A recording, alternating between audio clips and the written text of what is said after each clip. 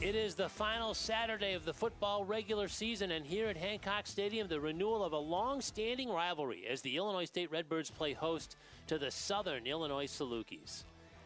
Hi, everybody, and welcome to Hancock Stadium. Illinois State football here on Marquee. Kurt Pegler, Keenan Dixon with you for the regular season finale. The Redbirds have 8 wins. They already feel good about being a playoff team. They're playing for seeding. This is a big game for them. They are 11th in the country right now. You want to get in that top 8 spot. They're going to need some help from some teams above them to lose on this Saturday, but they are just trying to bolster that resume going into the tournament. This is a big game for the Redbirds. For sure, and they're going up against the Salukis, who are led by DJ Williams, one of the best players in the Valley, heck, one of the best quarterbacks in all of FCS football. He's dynamic. He's accounted for 36 touchdowns this year, including 14 on the ground. This is a guy who's ran for 100 yards twice this season in a game. He is a game breaker and difficult to stop. Could be the final home game for Daniel Sobkowitz in his record-setting career.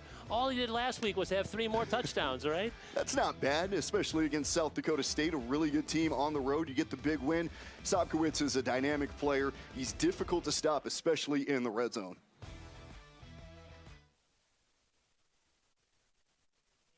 Central Illinois, sunsplash day, about 50 degrees, slight wind. You really couldn't script a better Saturday afternoon for your season finale. In November in Central Illinois, you did not know what you're going to get, but this is beautiful here. Some light jackets out, and it shouldn't really impact the play on the field either. And that's a good thing. And this is a pivotal final Saturday of football in the Missouri Valley Football Conference. When you look at this conference, likely sending 5 teams to the playoffs. North Dakota State, of course, sitting at the top of the standings, unbeaten. The Bison are ruling the roost, if you will. South Dakota played its final game last week when it won in Carbondale over Southern Illinois, and they're sitting at 8 wins. The Redbirds have 8 wins, trying to get to 9. North Dakota and South Dakota State are playing each other today, so the winner there is going to get to 8 wins. That's like a playoff game, if you will. Youngstown State playing at Northern Iowa today, looking for an 8th win, but you're likely looking at 5 of those teams getting in. And they call this the SEC of the FCS for a reason, and it's because they can get 5 teams into the tournament, and those are all teams that could really go out and compete and try to win a national championship. Obviously, North Dakota State has been the cream of the crop all season. The Redbirds, with 9 wins today, would have an argument to be seated in that top 8 and have a first-round bye, but they really need some help. Because right now the Redbirds are ranked 11th, and they would have to jump over some teams. I mean, it would be a long shot, but at least they would say 9 wins, a 2nd place finish, and 3 wins over ranked teams. They would have an argument. That would be a good argument, and it was good to see for Southern Illinois to drop to only 24 this week. Let's take a look now on the field as the captains are out for the coin toss. The referee, John Shea, is holding court at midfield.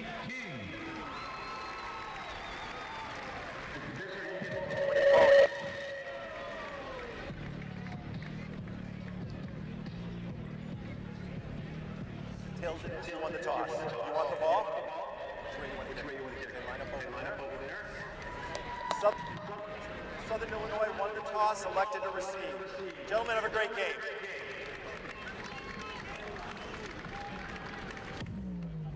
So as you heard, the Salukis win the coin toss. They want the football first with that high-powered offense, one of the top offenses in the country.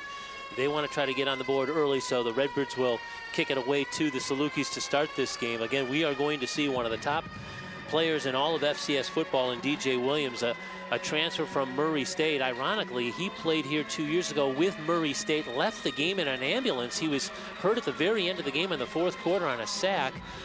Since that time, he's transferred from Murray State to Southern Illinois, and now back again for another November game in Normal, where they can kind of play a little spoiler here and really hurt the Redbirds as far as Illinois State's seeding is concerned with a road win. A little rivalry magic could happen too. DJ Williams, 22 passing touchdowns. He adds another 14 on the ground. Combined, he's a game breaker. 3,400 plus yards this year between rushing and passing. He is unstoppable, and Illinois State's gonna have to find a way to try to stop a guy like that. Well, he runs around back there. He's like a magician. He eludes tacklers, and the Southern Illinois offensive line has only allowed 11 sacks this year, just 1 a game, one of the top sack numbers in all of the country, and a lot of that is because it is hard to bring DJ Williams down. He had a play last week against South Dakota where he was wrapped up and just two-hand shovel passed it forward, ended up being a first down. He's going to be tough to stop, especially here on this first drive. They like to come out and fire, and they score early on these drives within a minute, maybe 2 minutes on the first drive of the game. Yeah, in all but one game this year, they've scored a touchdown on their opening drive. The only time that hasn't happened was against North Dakota State. So the Salukis like to get the football first. They like to quickly put points on the board and kind of set the tone. Matt Maldonado will kick for Illinois State. He's another Murray State transfer. He just had his senior day ceremony, walked out with 20 of his teammates, and the kick is away. This is Vincent Davis. He takes it at about his 10. Gets out to about the 14-yard line before he's hit by several Redbirds on that kickoff coverage team, and the Salukis bring their offense on the field.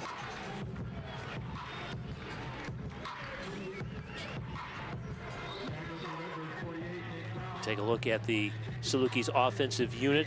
Again, presented by Ford Williams, Edward Robinson, Vincent Davis, Jay Jones, Fabian McCray, Ryan Schwindeman. These are all targets. That tight end room has really been productive for Southern Illinois, so they like to use the tight end a lot as well. We'll see that here this afternoon, no doubt.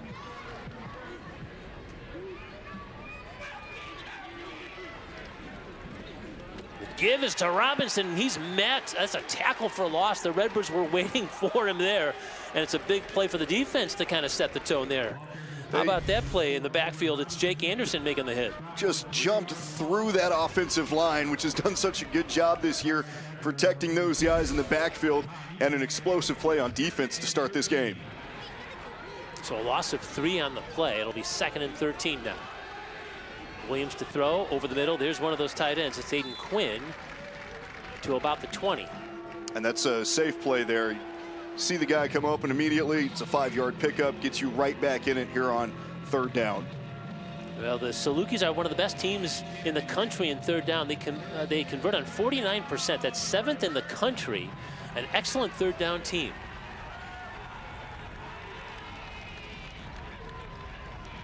They face 3rd and 6 from their own 19. Williams over the middle. Again, he's got his tight end, and that is going to be enough for a first down.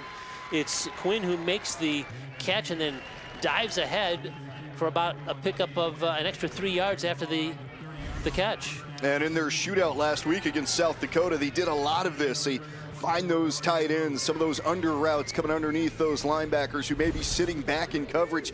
It's easy to expose that early in the game, but it also opens up some plays deeper that can be used later in the game as well.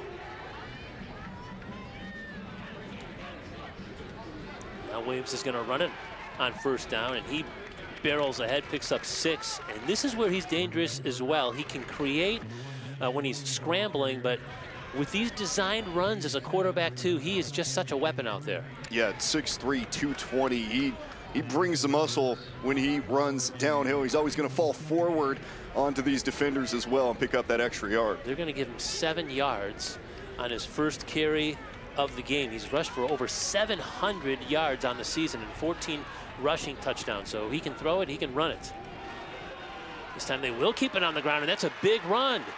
And this is Robinson into the secondary with a big play for the Salukis, and they're now in Illinois State territory. And you look at the blocking up front. These guys get down to the second level, and they get down to those linebackers quickly, and all of a sudden it opens up the hole for Robinson to get into plus territory.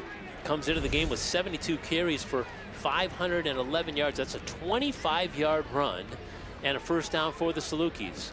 Now in Illinois State territory, ball is at the 37-yard line. Williams flushed out of the pocket, and he flips it away to save a sack. The Redbirds were in on him that time. Good defensive pressure from Garrett Steffen. And that's Williams again, just using his ability to stay on his feet for an extra split second, extra breath there, and just get rid of the ball. Maybe could have had a shot to get it to a guy, but a little underthrown, under pressure. Just a smart play to get rid of it. Fresh set of downs, right? 2nd and 10. just underway here at Hancock Stadium. It's Illinois State and Southern Illinois. These two teams have been playing for nearly 100 years against one another. Bouncing to the outside, this is LaShawn Lester with his first carry as he works the right side. And he's going to pick up about 7 there. This is a little slower of a first drive than we've seen the last 2 weeks from Southern Illinois. They scored in the first minute and a half in the last 2 weeks on their first drive, but they're taking their time. They're trying to wear down this Illinois State defense. The Salukis average 199 yards on the ground. That's 18th in the country. Of course, some of that is DJ Williams as well. But their backs have done their job too. And now it's going to be an empty backfield. Williams with a screen pass.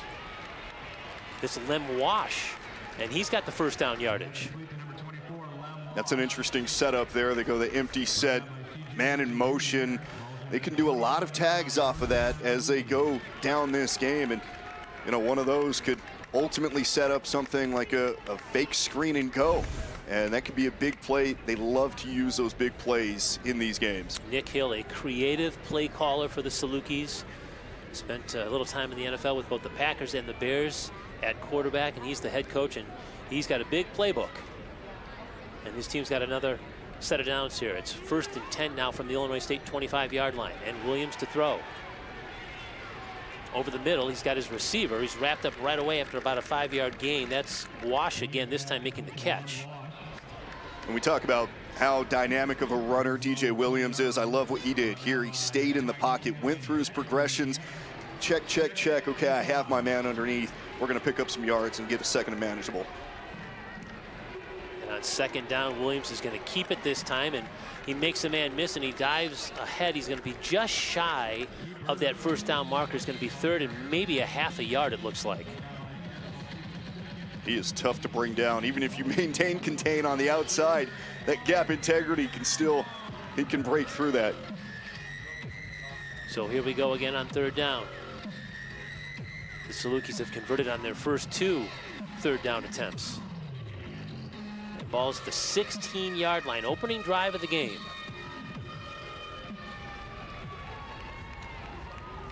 This is the 11th play of the drive. Williams is going to keep, and he dives ahead and moves the pile, and he's got the necessary yards for a first down.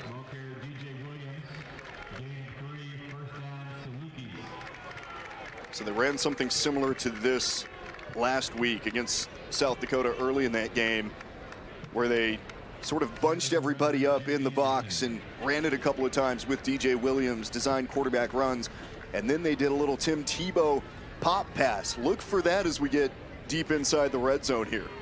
So it's 1st and 10 from the 12, so the Salukis can get a first down without scoring here. Williams is going to throw for the end zone, and it's incomplete.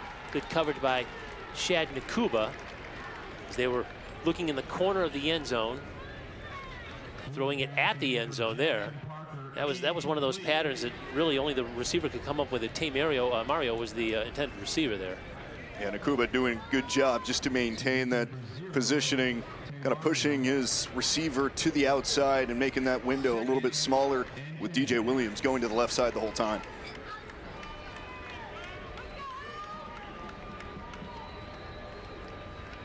And 2nd down.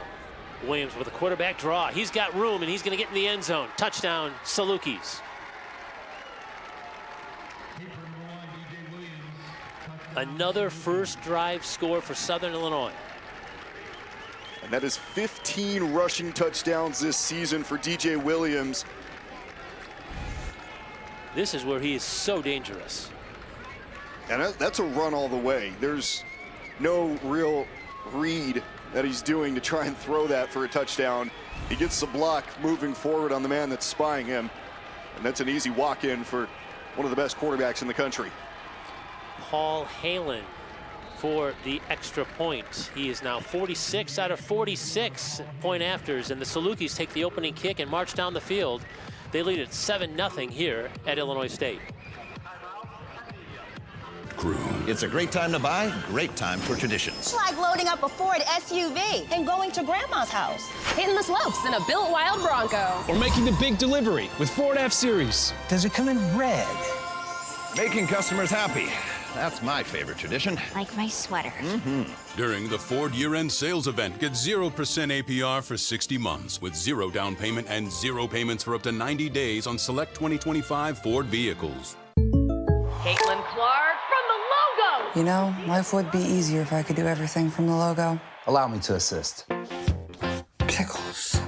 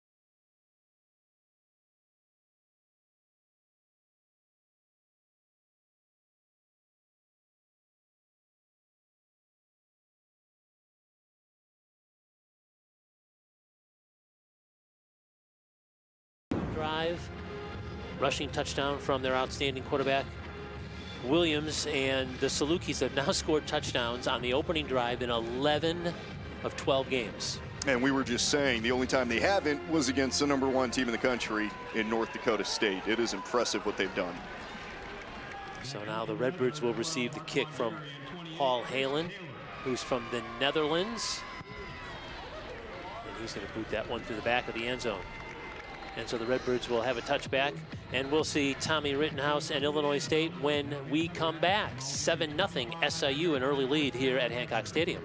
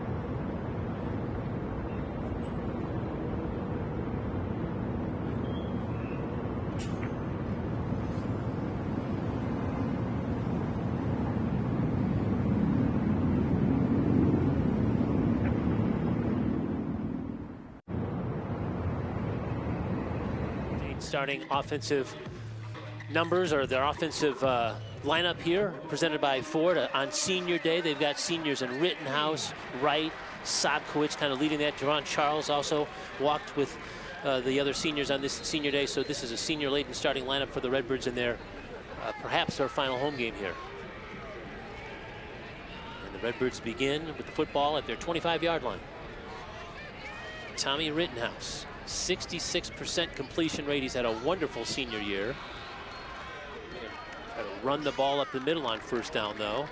Move the pile, maybe for a gain of 2 here. That's Vic Dawson in the game to start for Illinois State. How about the keys to this one here, Keenan? Yeah, for SIU, I mean, we talked about it on their first drive, get explosive early. They didn't really have any explosive plays on that drive, except for a big run in the midfield, but defensively, it's pressuring Rittenhouse. Tommy Rittenhouse is really good with getting outside the pocket and can make plays on the other side. Illinois State extend those drives, get those fourth down conversions. They're about 59% this year. This is Dawson on second down. He makes the catch, and he's out near that first down marker, maybe about a yard short. Picked up 7 on the play. Dawson getting the start instead of Winkers Wright, who was banged up with an ankle injury last week. Tweaked his ankle actually in that first drive. Here's the screen pass, a little check down to Dawson. Yeah, it's just simple, sets up another third and short, actually first down here. They're giving it to him. We've got one of the Salukis that's down on the field here getting looked at. So the Redbirds are gonna, actually they gave Illinois State the first down. So we thought that maybe he was just shy of the marker, but where the spot is at, they've given Illinois State a first down. Boy, the Salukis played a 5 overtime game last week in Carbondale in a loss to South Dakota. That's one of those games that just, you know, it just deflates you. It's your senior day, it's your last home game.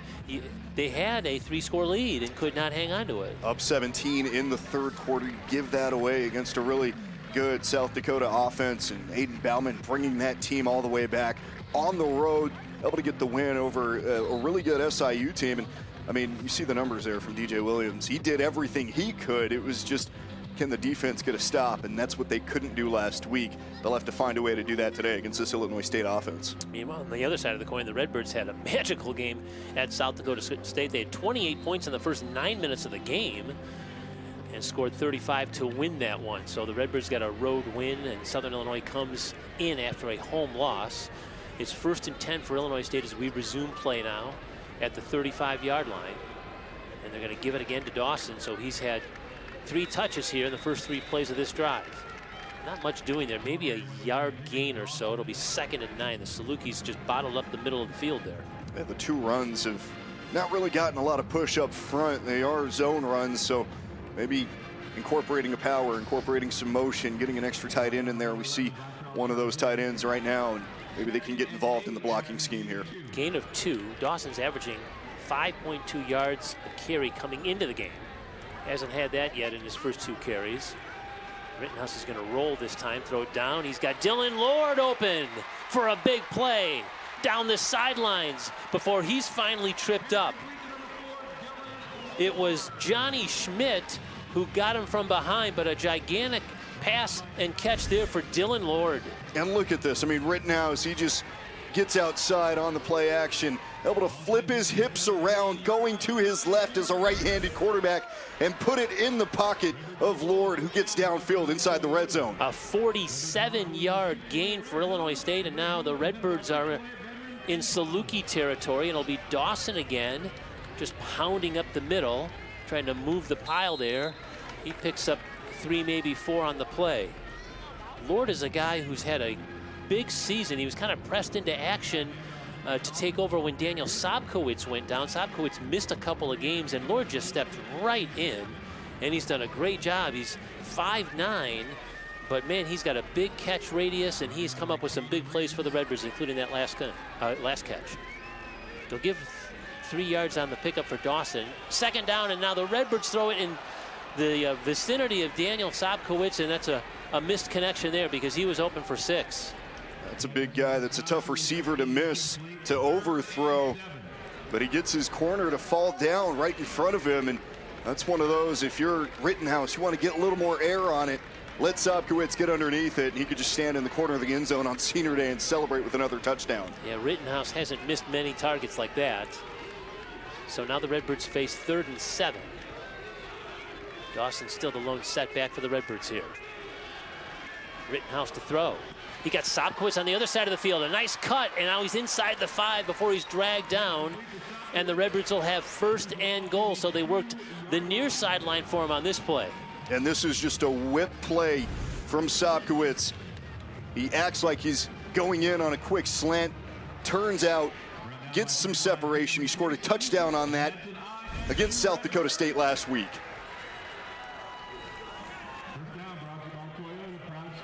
So it'll be 1st and goal now for the 2 as the Redbirds try to answer the Salukis with their opening drive.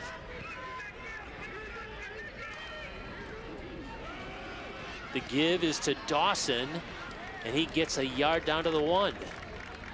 Boy, and if Rittenhouse pulled that, he could have walked in, maybe even crawled in if needed to. He easily could have gotten in.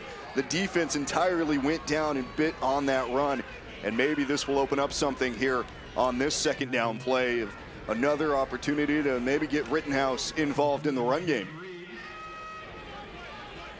9th play of the drive.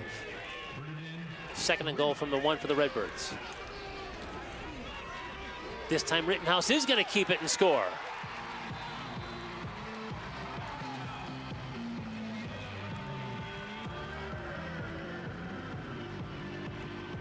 That run pass option was there on both those plays. And the first one, it was run all the way. The defense bit, and it showed exactly what they were going to do on that 2nd down play. Rittenhouse pulled it, everybody bit, and he's easily in with the man in front blocking. That's the 6th rushing touchdown of the season for Tommy Rittenhouse. So the Redbirds march down the field on a 75-yard drive and score on their opening drive. Big pass play to Dylan Lord, and Victor Dawson doing some damage with his legs, and then it's Tommy Rittenhouse who takes it in from a yard out after that big 47-yard play. The Redbirds have answered the Salukis, and we're tied at 7 with 4:43 to go in the opening quarter.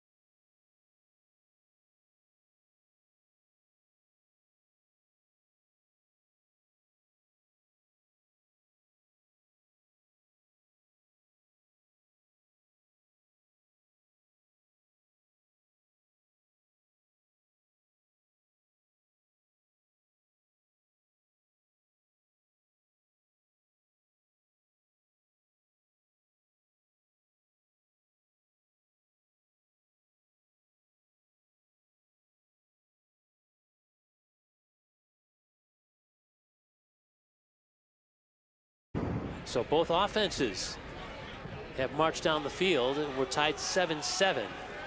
Davis is going to take the kick at his 10, and he's got some room to run. Big turn, still on his feet. He crosses midfield.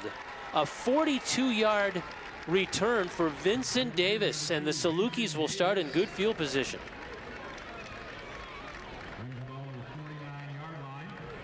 Let's take a look back at that touchdown, and what led to that touchdown was this play by Tommy Rittenhouse. He's a senior. He's really good at getting outside the pocket and turning those hips. His clean footwork, and Brock Spack talked about that this week. Now, over his years, he's just developed the arm talent, but also he's put a focus and an emphasis on that footwork to get outside the pocket and be able to make plays like that. That set up that touchdown.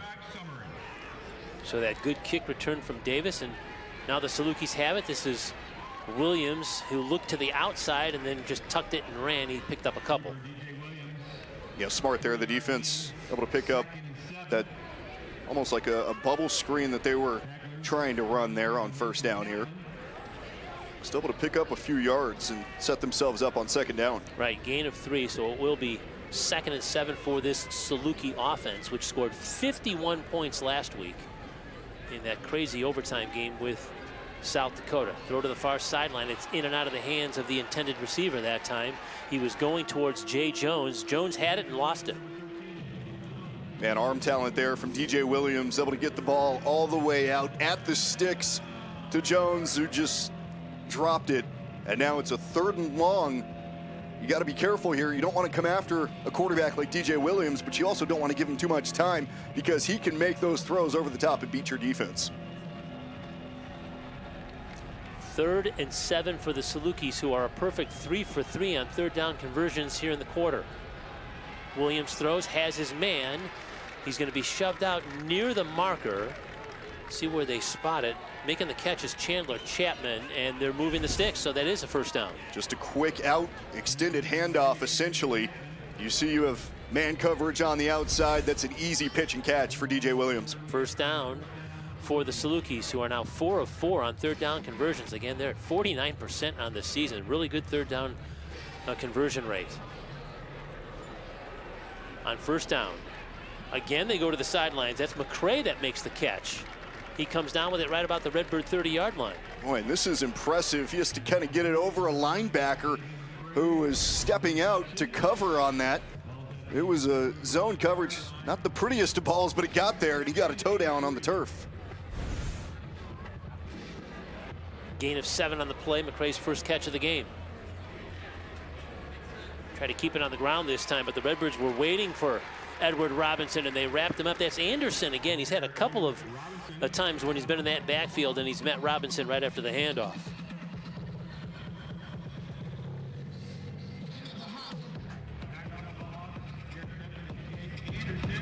So they move the ball back a yard. Another tackle for loss now for Jake Anderson. He's got 4.5 on the season, and it'll be 3rd and 4 for the Salukis.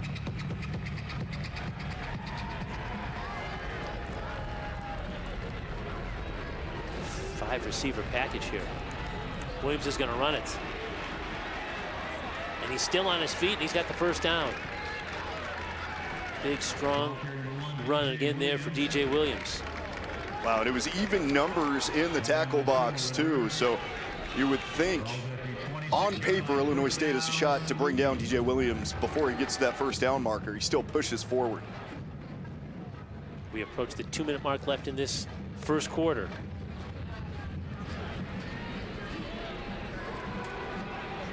Keep it on the ground this time and work the left side. Maybe a gain of 2 or 3 there for Chandler Chapman. But he's 2nd down. We're under 2 minutes to go here in the quarter. So again, just another kind of slowed down, methodical drive for Southern Illinois. It's not what they're used to doing, but they're doing it to really sort of wear down this Illinois State defense. An offense that averages 36.4 points a game. That's 12th in the country. Williams to throw. He's got his man. Again, making it. McCray comes away, and he shakes off a tackle. In fact, 2 tackles, and he fights his way inside the 10-yard line. He was moving towards the middle of the field and then bounced to the outside. Just double slants on the outside. DJ Williams picks his guy on the far outside, and McCray shaking off some contact there. You got to wrap up. You got to bring him down. It's fundamental football there. And the Redbirds are probably going to harp on that here in the timeout. And we've got somebody that was on the sideline that was maybe hit on the play that they're trying to tend to. So we've got a little stoppage in action. We mentioned that these two teams have been playing for nearly 100 years. The Salukis have a 43-39 edge in these games. There's also been 3 ties, but this is the 86th meeting that dates back to 1929. The Redbirds won last year's game in Carbondale 45-10, and they've won 3 of the last 5 games in this series. But these two teams have been playing football against one another a very long time.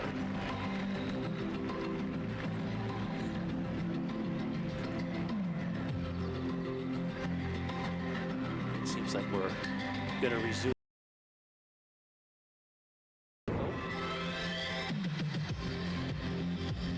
But they're going to put that ball at the 9-yard line, so it'll be another 1st and goal opportunity for the Salukis here. Southern scored on their first possession of the game, trying to make it 2 in a row. There's look at Brock's back in his 17th season for the Redbirds. He's got a school record 119 career victories. The Saluki offense again knocking on the door here. And the ball off to Robinson, and he tried to work that left side, but he was met maybe about a yard gain there before the Redbirds pushed him back. Yeah, just a zone read and the right read, but Illinois State covering it off well, maintaining gap integrity. And it'll be interesting to see if they build up to maybe one of those pop passes or something. We saw DJ Williams run it. It was a run all the way on a QB draw for the touchdown from a similar position earlier in the quarter. 2nd and goal. Williams again. He's going to keep it. And he stopped at about the 1.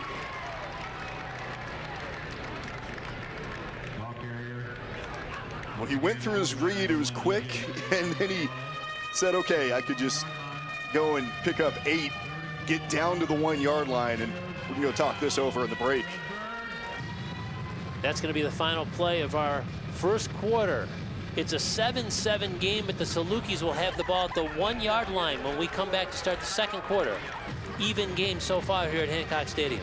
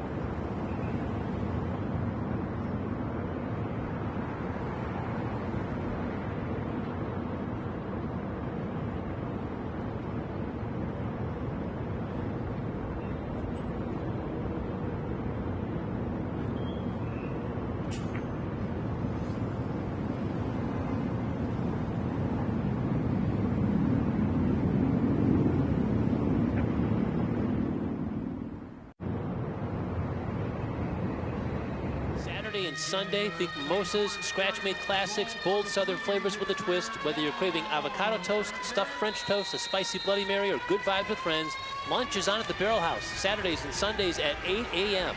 Come hungry and leave happy at the Barrel House. And we've got Williams again, and again he's in the end zone.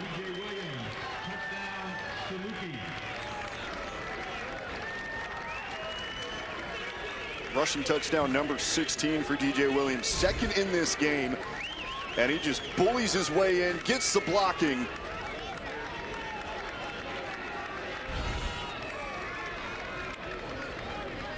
He is tough to stop in this game. Whistle here before the snap. Williams second. Now we're going to review it maybe here, huh? Interesting. Well, pending this review, that would be rushing score number 2 for DJ Williams, playing in his final season. I'm going to review this touchdown. Let's see here. I guess they're trying to see if his knee was down before he crossed the end zone. Sometimes you just see a caravan of guys pushing forward, just a mass of bodies. You kind of assume he gets in. That's Patrick Bauer, the guy who's bringing him down from behind in the red.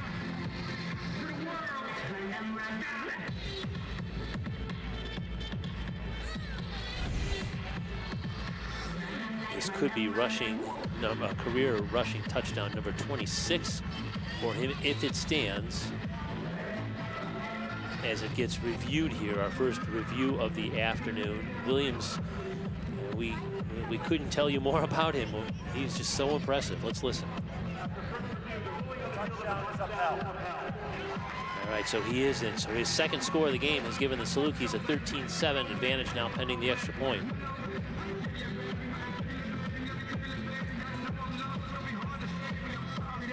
Paul Halen will try to make it a 14-7 game. So 2 nice scoring drives for the Salukis. This one covering 49 yards. That was set up by the big kick return from Davis after the Redbirds had scored.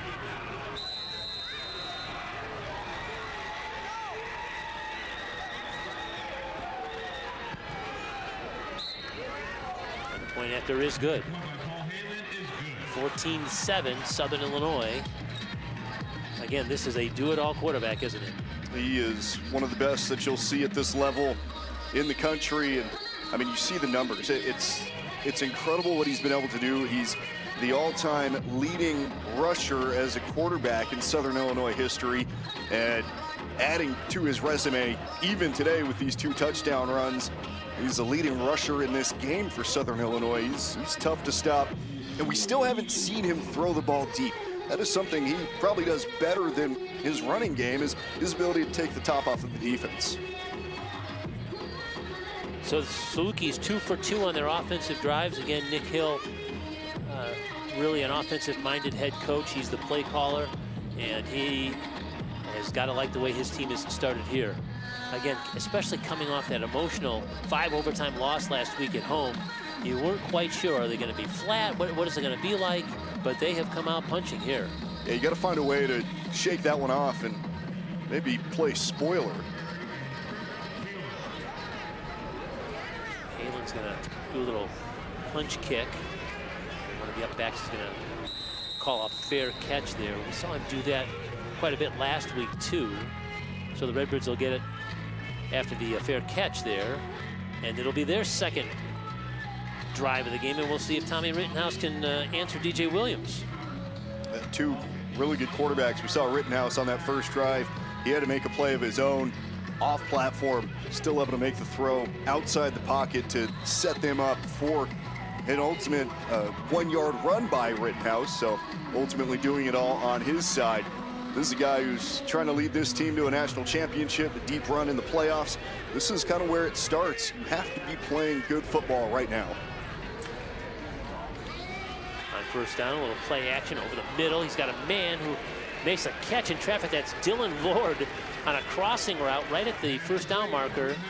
They're going to give him an 11-yard gain on a first down. Boy, just an RPO, and he's a little bit late with the throw across, but Lord with the good hands, able to get it there. That's the second catch of the game for Lord. He had a 47-yard catch. Actually, that's now his third catch. Now they're going to keep it on the ground.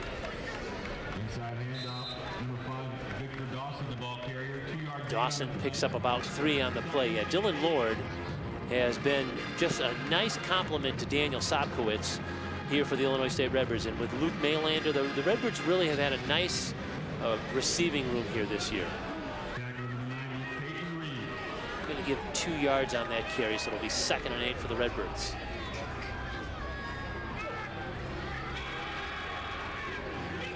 Rittenhouse has time and has a man. That's Eddie Casper who makes the play for a first down catch. His first catch of the game, and now the Redbirds are in Saluki territory. And it's just a sail to the outside. Rittenhouse double hitch up, sees his man on the outside, and is able to put a strike. Got some separation from the defender there. First down, Illinois State, and Rittenhouse again to throw. Clean pocket, but this time he's going to run it. He's got a lot of room to run. And he's angled out of bounds at about the 35-yard line, and the Redbirds will have another first down after a pickup of 11. That's just smart football. He had a couple of options on the deep crossers after the play action. Opted not to do that. Let's just go down, pick up another first down, keep the wheel turning here. So the Redbirds with a 15-yard pass play to Eddie Casper, and now an 11-yard run by Tommy Rittenhouse, and they've moved the ball all the way down to the 36-yard line of the Salukis here. Dawson is going to try to get to the outside, but he was brought down. That was a nice tackle that time. It was Colin Bohannon, who's the leading tackler on the team. 76 tackles coming in.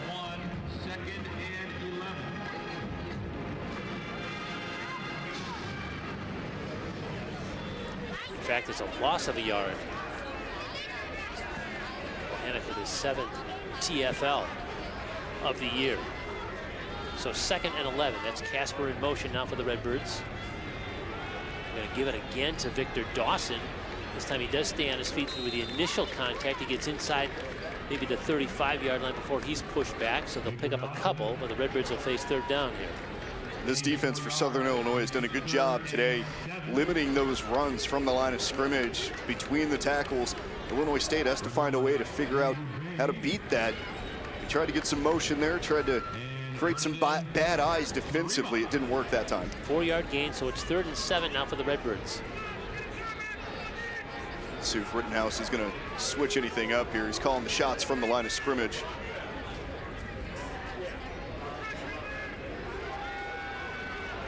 He flips it out, and he's got his receiver who goes up and makes the play short of a first down. That's Casper again.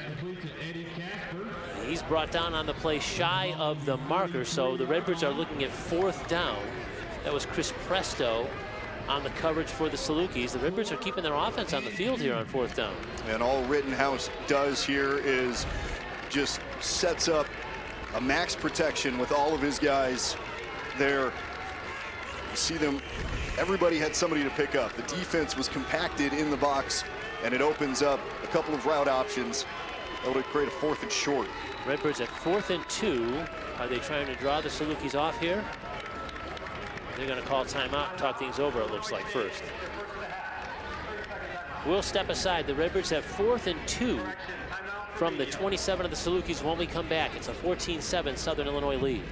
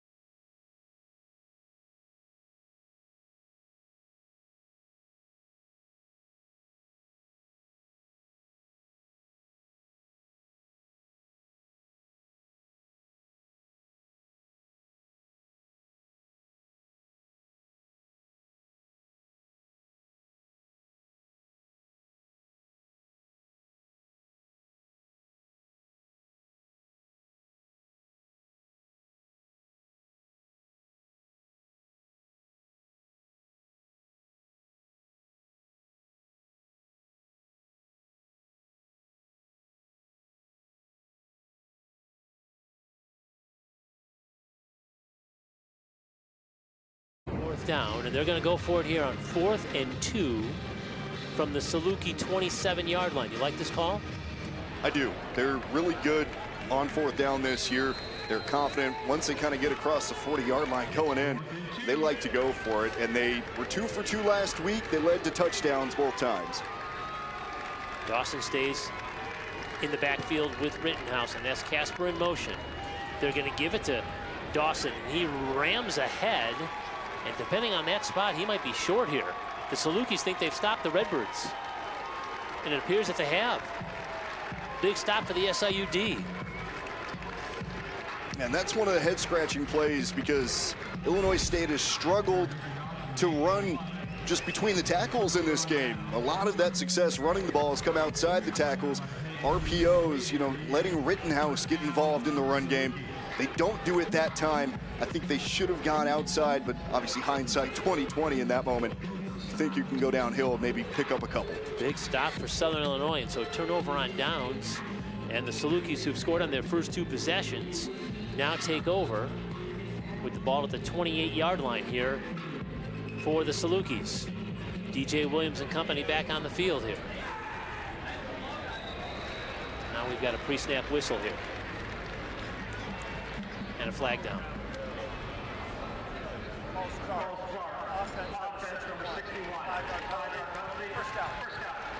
Again, our referee, John Shea, with his first penalty call here.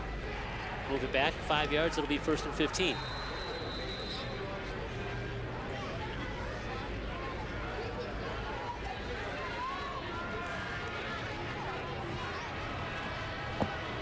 On 1st down, they'll keep it on the ground. This is Robinson. He's finally getting some room, and he's still on his feet. He ran right through one tackler, and he gets the 17-yard pickup for a 1st down. And gets a big kick-out block from his offensive line. That's 61 on that block, just opening up that hole.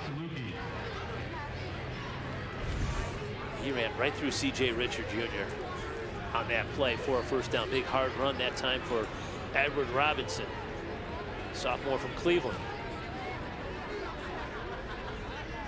1st down for the Salukis. Redbirds show a little bit of pressure, and they flip it out. And it's a completed pass going down, and catching it at his shoe tops that time was Jay Jones, his first catch of the afternoon.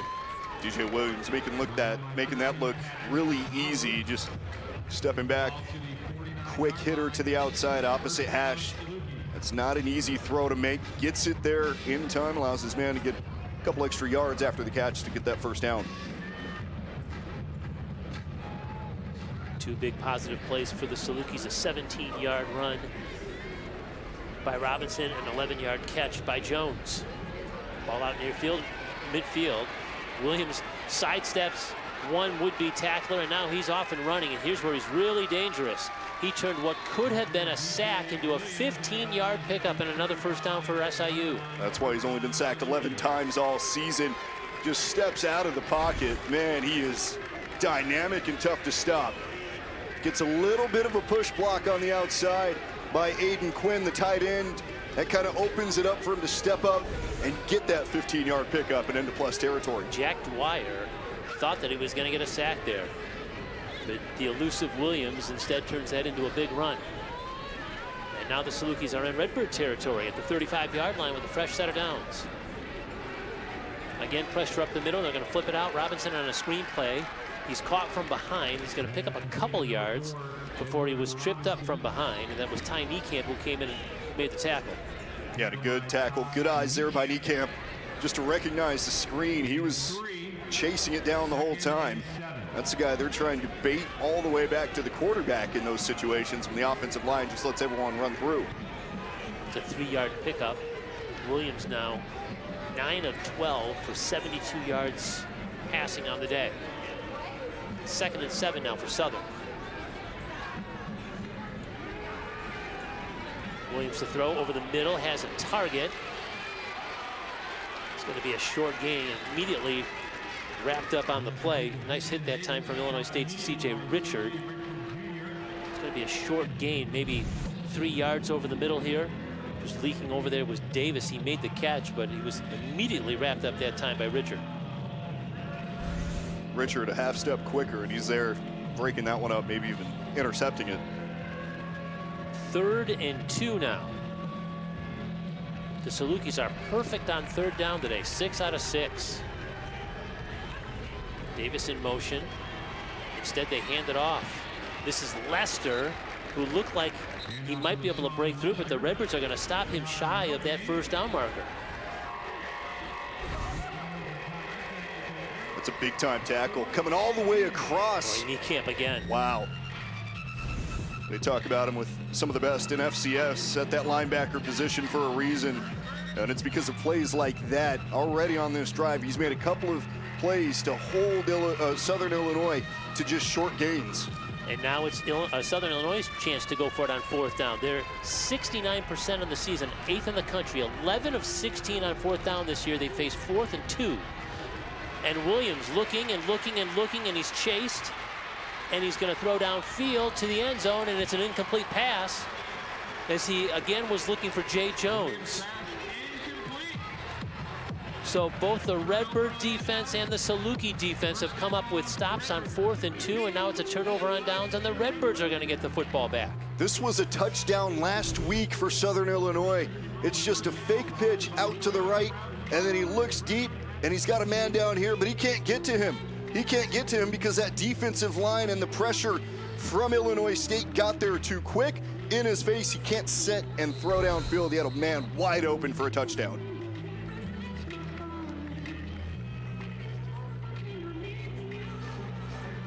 Salukis get a defensive stop. Redbirds get a defensive stop. 1st down Illinois State at their own 27-yard line now as they take over possession with just under 7 minutes to go in the half. And now it's Rittenhouse, and he's lost the football. But the Redbirds look like they've jumped on it here.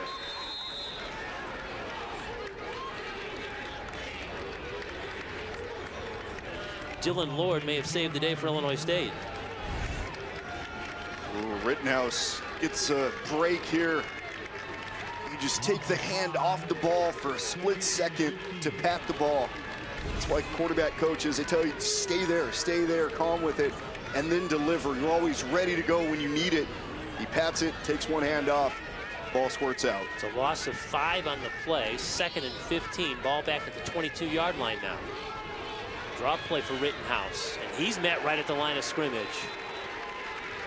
With the Salukis defense playing with some juice here in these last 2 possessions. Yeah, they're flying around right now, and Rittenhouse, he's not the biggest guy to look at. He's not DJ Williams' prototype runner, but he is a tough runner and can still get some key yards when you need him, but not in that moment. That's a tough one. The numbers didn't add up there for QB draw. It's a big tackle for C.J. Parson, who's missed the last couple of games, but back on the field in that secondary for the Salukis. It's now 3rd and 15. And it's Rittenhouse again feeling the pressure, and he's caught from behind, and the Salukis come away with another stop, and this time from behind is Jake Perella making the sack. You force the quarterback to step up in that situation. The pocket starts to break down. He feels the pressure, steps up, and the offensive line just lets go of a block. And all of a sudden, it's a 3-and-out quickly, and everything going wrong there on that drive. That's the 20th sack of the season for the Saluki D. And so a 3-and-out for the Redbirds here. And now Hayden Futch on for his first punt of the day. It's a good kick all the way back inside the 25-yard line. It's a fair catch that time for Tay Mario.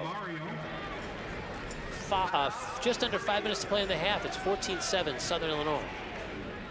Year-end sales event with the Ford crew. It's a great time to buy, great time for tradition.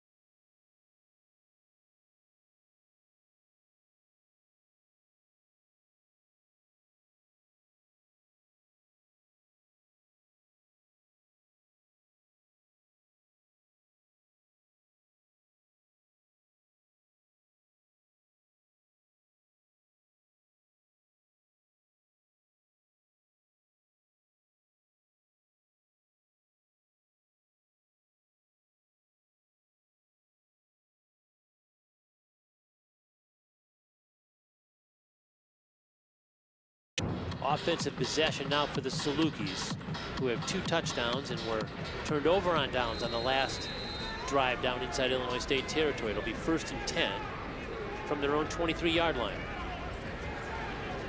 Williams with time. He goes over the middle. He's got a man who's going to be close to the 1st down marker, maybe about a yard short. Coming over and making the catch is Aiden Quinn. Ty Niekamp was in on that tackle. It'll be maybe a yard short of a 1st down. They're going to give him 9, maybe 8 yards actually. It'll be 2nd and 2. And it's just short pass plays like that that set up the start of a good drive. It opens up the playbook a little bit more.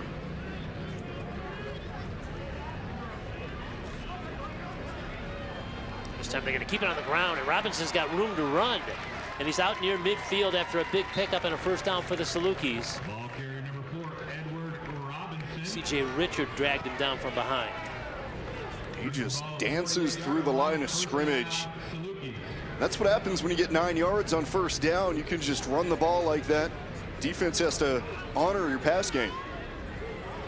Now in a little wide receiver run. That's Vincent Davis who gets it.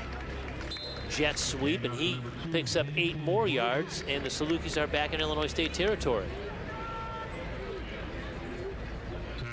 Just look at how they get through. It's just tight blocking. Everyone's getting to the 2nd level. You have linebackers and safeties getting bottled up with offensive players, and that opens up a 30-yard pickup. We've got a flag on the play, and that looks like it's going to be against the offense. Ball start. Offense number 6, 5-yard penalty. 2nd down. Cameron Dye, the right tackle. That's the 2nd false start penalty here in the quarter on the Salukis. Move it back 5 yards. It'll be 2nd and 8 now. All back at midfield. 3 minutes and 10 seconds and counting left here in the half.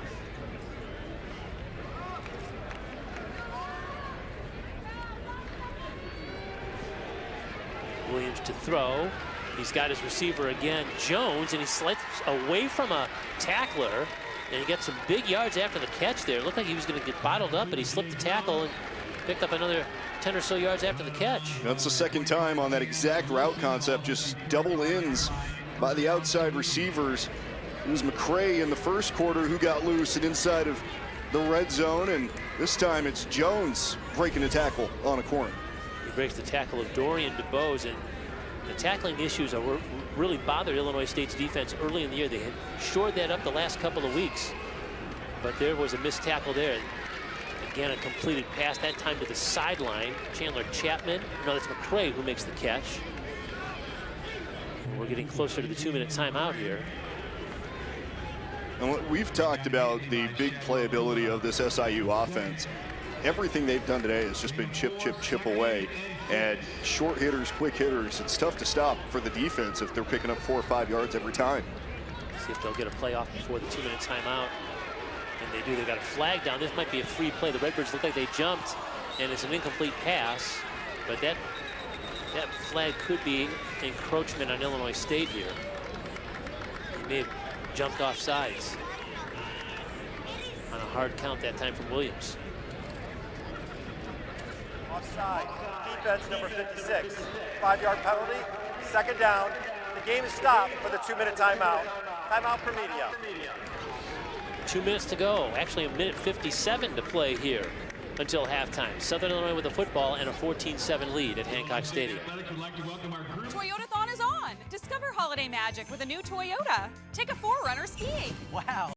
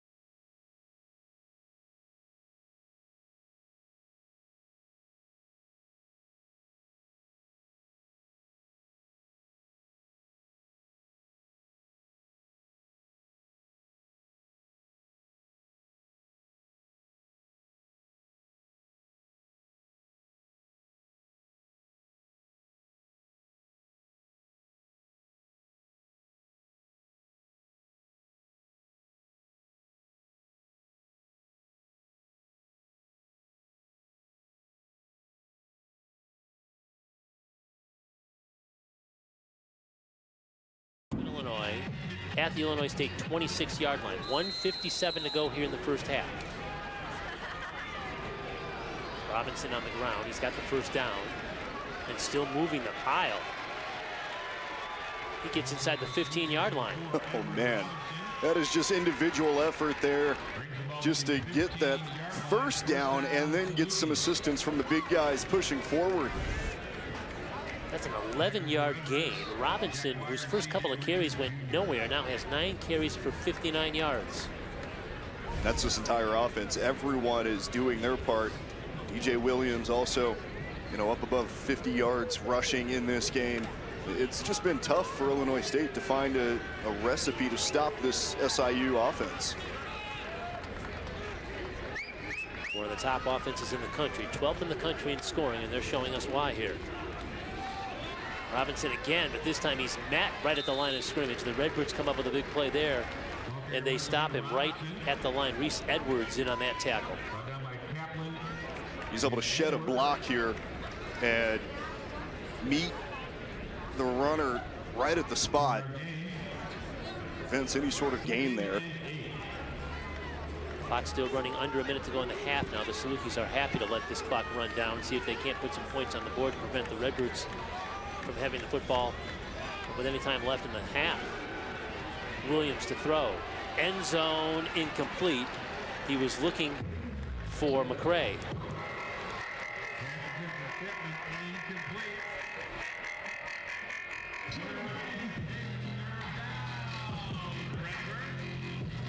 Big third down coming.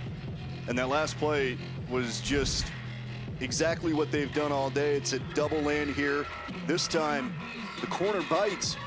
You go over the top. You try to beat him there. We talk about setting up plays in the first quarter, setting up plays early on in the game that you can use later. That's exactly what they did there. They ran that play twice successfully, both to Jones and McCray. This time they run it. They try to run it for a touchdown. It's just overthrown. 3rd and 8.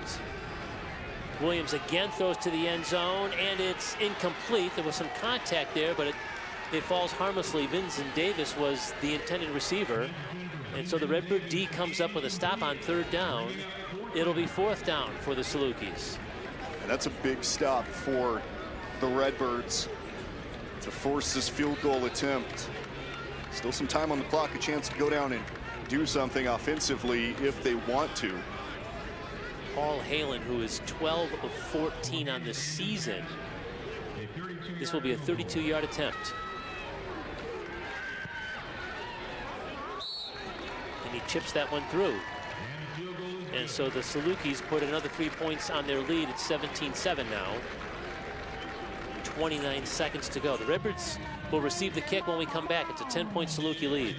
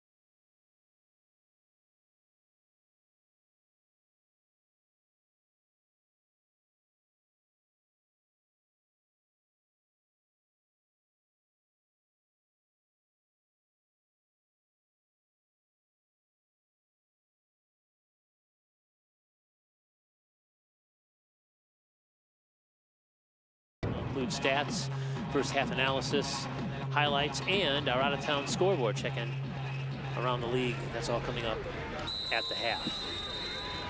Now Halen is going to kick it away after Southern Illinois gets a 32-yard field goal from him, capping off a 10-play, 63-yard drive. Again, another short kick, which is fair caught at the 30-yard line, so no time off the clock there. The Redbirds will have 29 seconds. They do have 2 timeouts, and we'll see if they can put any points on the board here before halftime. And a lot of times in these situations, teams will not be so aggressive on the first play. Maybe a running back draw. See if you can pick up a first down, and then you can go. Then we can try and go, because you don't want to leave any time on the clock for a SIU team that still has 3 timeouts remaining, and they can go quick if they need to. We still haven't seen them do it today, but they can offensively.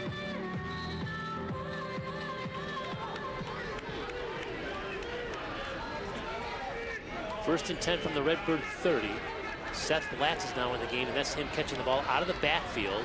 And he gets ahead to the 42-yard line, so that's a gain of 12, and that's a first down for Illinois State. So there's a good pickup there. You don't need to use a timeout with the clock stopping. And Rittenhouse steps up in the pocket now. He's got room to run if he wants it. He's going to throw instead. He goes for Scotty Presson, but he ran out of real estate, and he's out of bounds.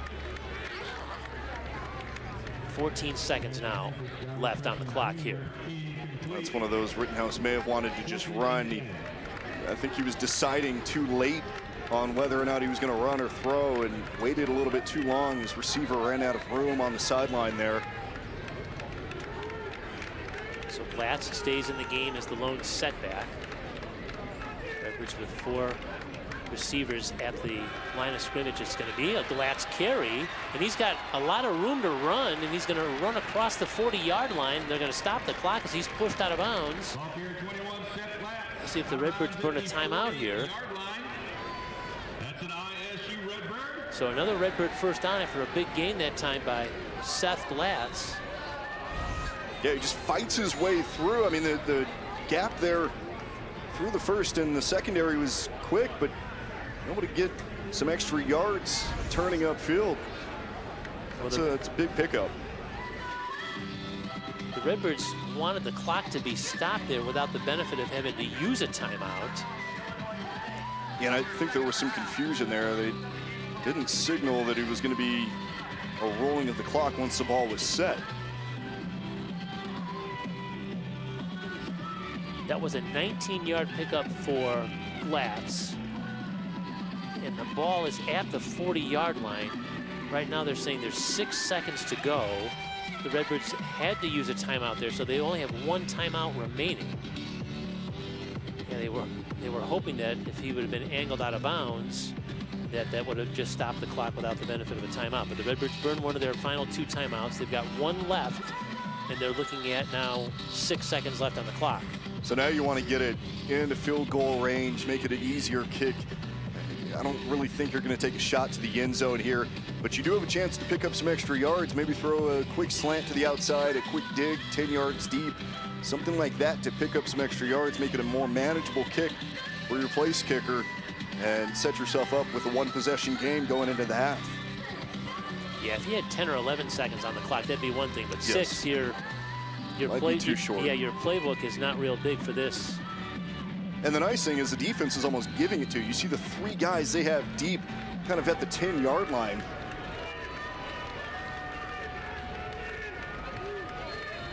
And now the Salukis want to use a timeout.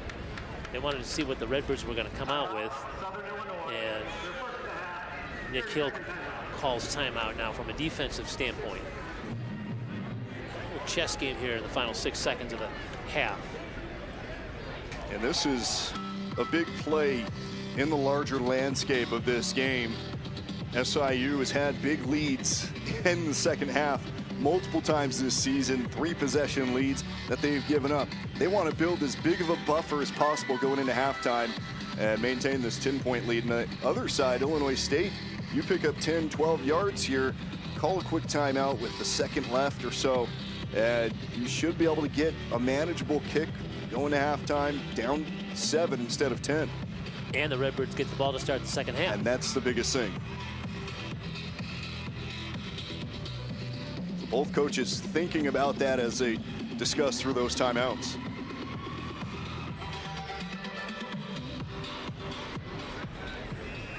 This just has to be a catch, sit down, call the timeout. Rittenhouse throws quickly. This is Sobkowitz, and he does get to the turf. And there's their timeout. And just 3 seconds clicked off the clock, so the Redbirds will bring that field goal unit out and see if they can get 3 points back here. Brings the ball to the 34-yard line. It's not going to be an easy kick here. The wind blowing left to right. 6-yard gain for Sobkowitz. He has just 2 catches here in the first half.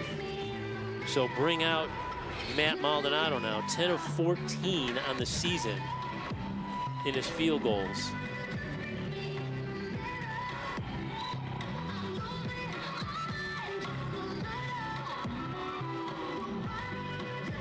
Seems like this is going to be about a 51-yarder, and that is his long for the year. So this would match his season long.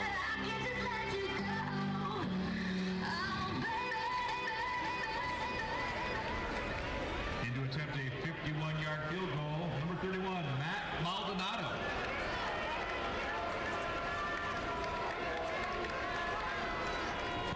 The kick is blocked.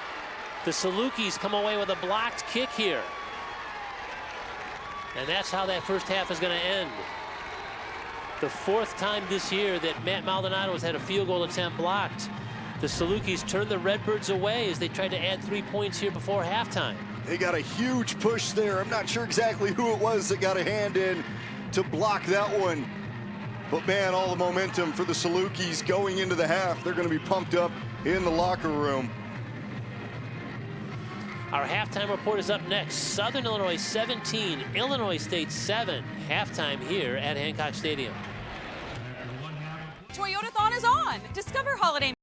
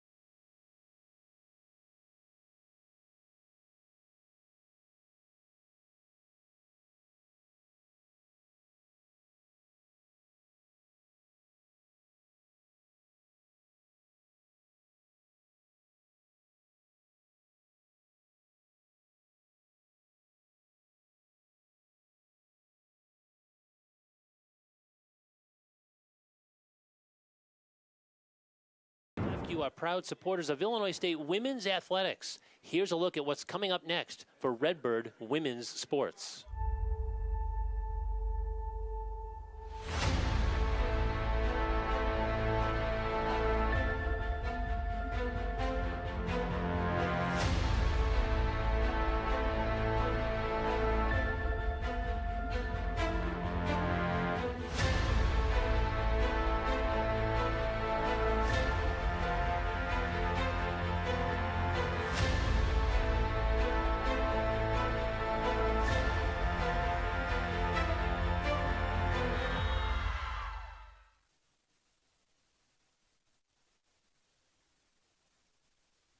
Toyotathon is on. Discover holiday magic with a new Toyota. Take a 4Runner skiing. Wow.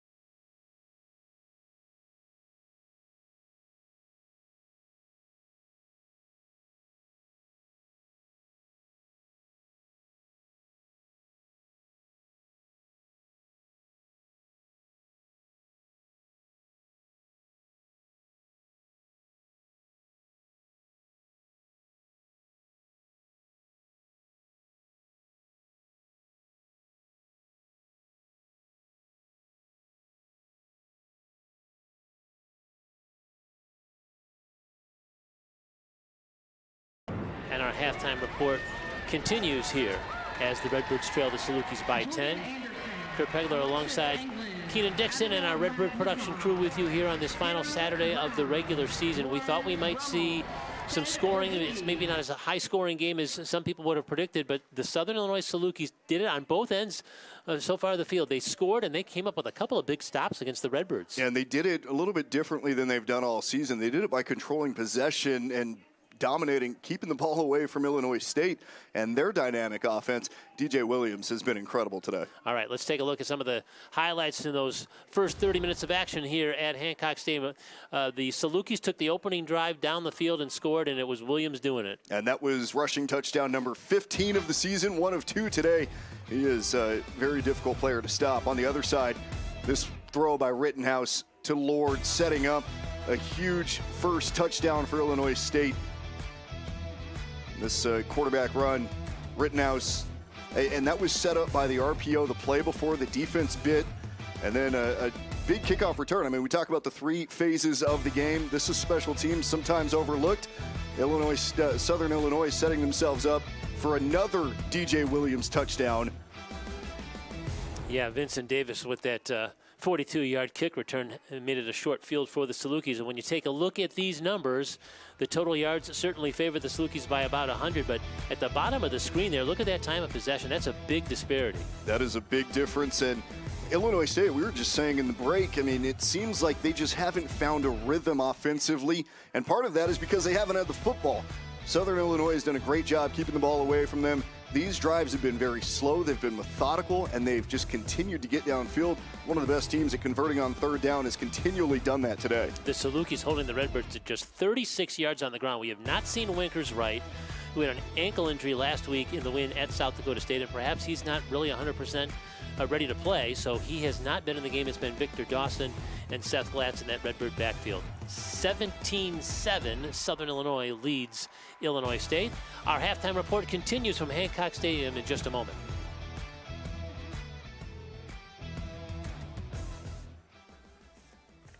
Well done.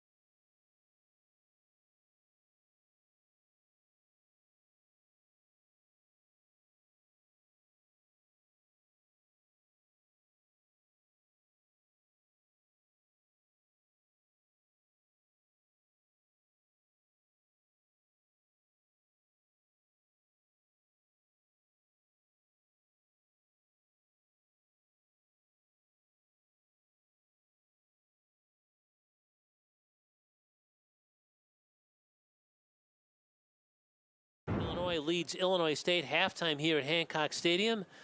Time now to check our out-of-town scoreboard, brought to you by your Peoria, Pekin, and Bloomington Toyota dealers, proud supporters of Redbird Athletics. Murray State trying to close out the season with its first win of the year. That big game here on the scoreboard is that North Dakota-South Dakota State game. Both those teams with 7 wins. This is like a playoff game. The winner's likely in the playoff field with 8 wins. Youngstown State is trying to secure its 8th win on the road in Cedar Falls at Northern Iowa. And then North Dakota State is closing the game, their regular season, with a non-conference game against St. Thomas of Minnesota as they try to run the table and finish a 12-0 regular season. But the reason why, again, those games are big, if we take a look at the Valley standings, the Redbirds are trying to join South Dakota in second place and close out the season with 9 wins and tied for second in the standings. But again, North Dakota, Youngstown State, South Dakota State, all with 7 wins, want one more win to feel good about getting into the playoff picture here. Yeah, they would love to have that extra win, just bolster the resume at this point. And, you know, especially for Illinois State today, a 9th win, all of a sudden you're in the conversation of, hey, maybe we get a top 8 seed. You never know, one of those opportunities to, you know, kind of get in that next echelon of FCS football here. Well, if you take a look now at the FCS rankings, these are the teams that are ahead of the Redbirds when you start looking at potential playoff seedings. Obviously, those undefeated teams, are sitting pretty, but those teams down there at 8-2, Villanova, Rhode Island, these are the teams. The Redbirds are going to have to jump some of these teams to get into that top 8.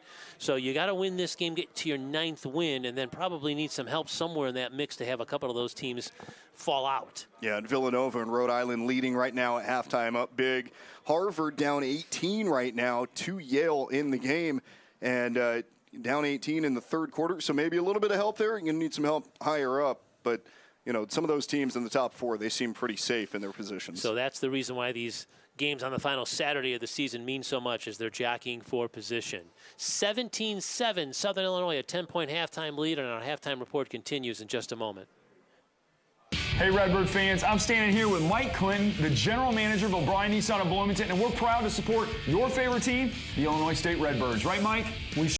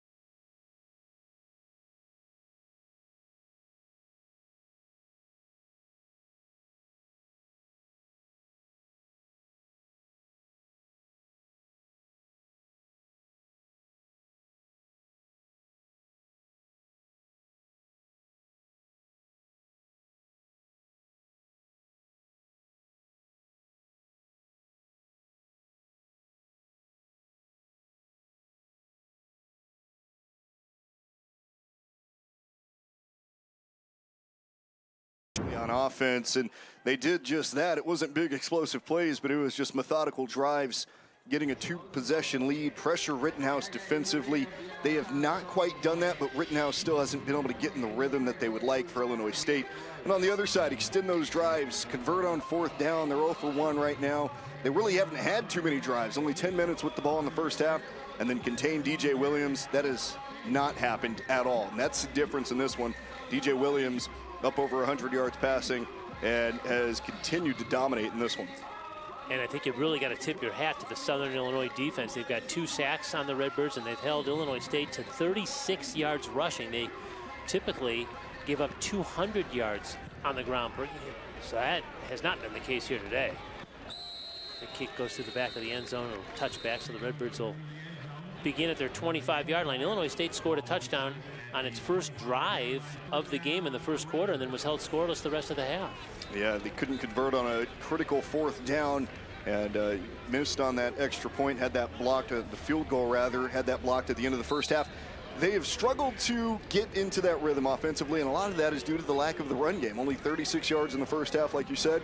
If you can't run between the tackles, if you can't control the line of scrimmage, you're going to have trouble controlling your defense. Yeah, again, a good half for defensive coordinator Lee Prochinski of SIU and his defensive unit. Redbirds have it 1st and 10 as we begin the 3rd quarter here. Rittenhouse's first pass is out to Eddie Casper, who makes a couple of guys miss, and he's pushed out of bounds after about a 5, maybe 6-yard gain. Could have been a little extra, but he tried to make a play, break loose out of that tackle, lost that forward progress. It's still a good pickup on 1st down, set yourself up on 2nd. This is what they need to do, just get good plays on that, win 1st down, set yourself up well. That's his 4th catch of the game. He's the leading receiver for Tommy Rittenhouse so far today. Redbirds going to try to run the ball up the middle. And that's a nice gain for Dawson out near that 1st down marker. He may be just a tad shy. Redbirds are going to face 3rd and about a half a yard here, it looks like. And other than that big run in the last 30 seconds of the first half, that's their most successful run today so far. So continuing that, you got a 3rd and short, chance to convert here, keep this drive going. They keep it on the ground, and Dawson dives ahead. He needed a 1 yard, he got about 3. 1st down, Illinois State. So they can start to dig a little bit deeper into the playbook and open that up a little bit. Let Rittenhouse do what he does. He's 9 of 11 passing today. He's been very consistent when they've let him have some time in the pocket and sling the ball downfield. Dawson's been so good transferring from Cincinnati to the Redbirds, senior from Akron, Ohio. Rittenhouse rolling, keeping. And he just slides out of bounds after about a 4-yard pickup. Smart play there. He had a receiver leaking downfield in the middle of the defense, but that would have been late thrown across the body. Smart to just leave Sopkowitz there, let him expose the defense a little bit, still pick up 4 yards here. They'll give him 4. It's 2nd and 6 from the 40-yard line. Dawson fighting ahead. He picked up maybe 3, so the Redbirds will face 3rd down here. 3rd and short. And again, 3rd and short, if you get 3rd and 3, 3rd and 4 every single time, you will take that because you have a quarterback out there who can make those quick pitch and catches to some really good receivers. Now, it's time to get Dan Sopkowitz involved. He's had a quiet day so far. Redbirds were 2 of 4 on 3rd down conversions in the opening half. This is 3rd and 3 now. From the 43. Incomplete. Rittenhouse was trying to go to Dylan Lord.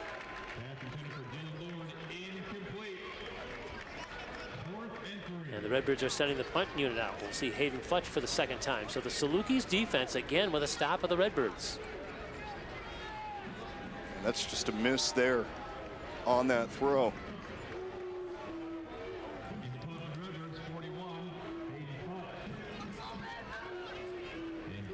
43.5-yard average for Hayden Futch. Line drive kick up the sidelines, and we'll see where that one gets marked. Up at about the 23-yard line, it looks like. Well, the Salukis offense has been something to watch this year. Again, one of the top teams in the country in scoring 36 half points a game, 12th in the country. And again, the motor that makes that engine run is DJ Williams, but they've got weapons, and they've showed that here this afternoon. Yeah, DJ Williams has allowed some of those guys to really get going. We've seen McCray, we've seen Jones, we've seen their run game with Robinson and Chapman in the backfield, and they are really starting to expose this Illinois State defense today, and a chance to go up 2 possessions here. Salukis scored on 3 of their 4 first-half possessions, 2 touchdowns and a field goal. This is their first offensive look here in the second half. The pass intended for McCray is incomplete.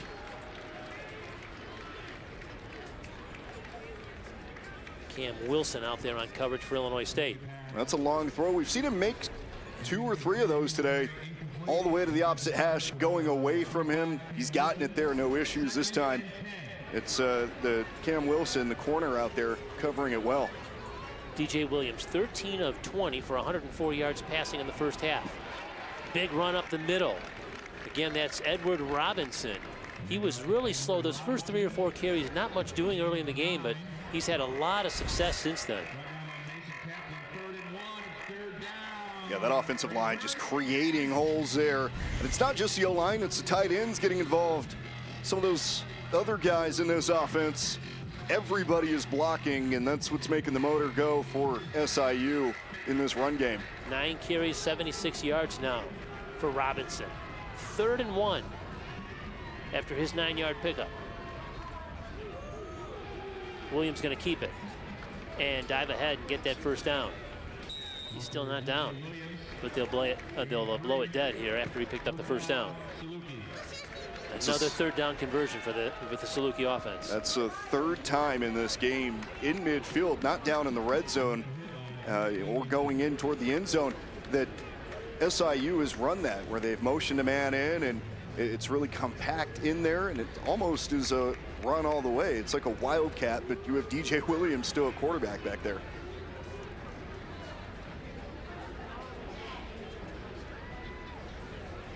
Now first down from the Illinois State, or from the Southern Illinois 35-yard line. They send Wash in motion. Williams with a lot of time, and now he's going to try and run it, but the Redbirds bring him down. Jake Anderson, he's had his name called a couple of times being in that Saluki backfield here today.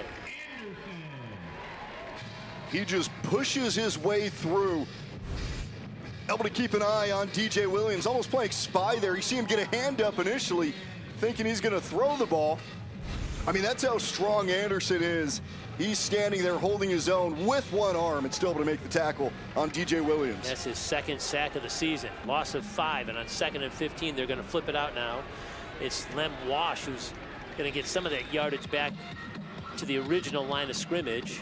This is going to bring up about 3rd and 8 here. Now you start to think, if you're SIU, do you open up some of those options that you've set up earlier in this game, maybe try and take the lid off the defense here, take a shot. On 3rd down, it's Williams with a little pressure, and it was nearly intercepted. He threw it into double coverage, and the Redbirds were waiting for him that time. It was a nice deflected play there from Patrick Bauer.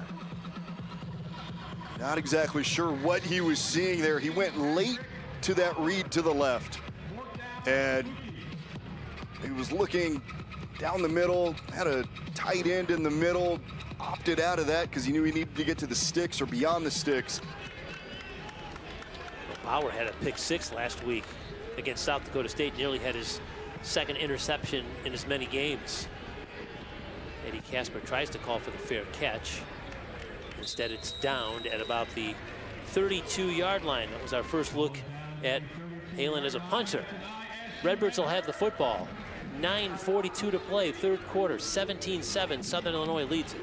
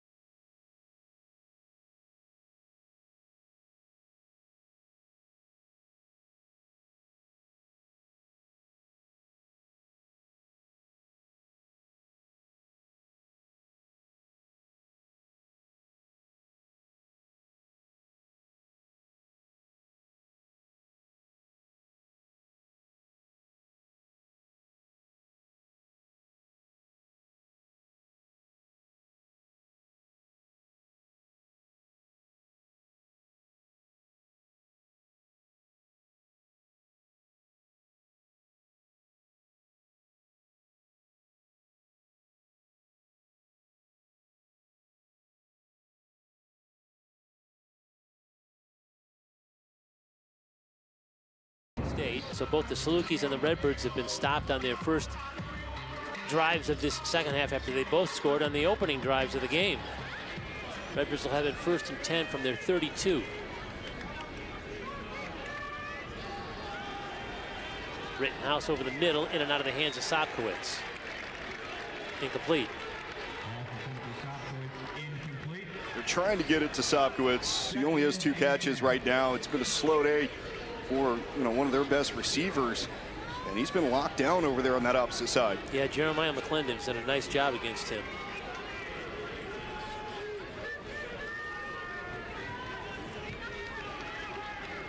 Second and 10 now for the Redbirds. This time it's on the ground, and Dawson again, not much doing there. The Salukis have done a really nice job against that Redbird running attack. They've clogged up those holes. And what's worked for Illinois State running the ball is changing the eyes of the defense, forcing them to think about it. It's the options, it's the RPOs. They haven't done that here in the second half at all. It's just handed up the middle, and that's not going to work against this defense that is very sound in terms of maintaining their gaps. 3rd and 9 for the Redbirds, and some pressure coming on Rittenhouse, and he throws incomplete. He was looking again for Sopkowitz. Again on the coverage was McClendon, and the Redbirds are 3 and out here.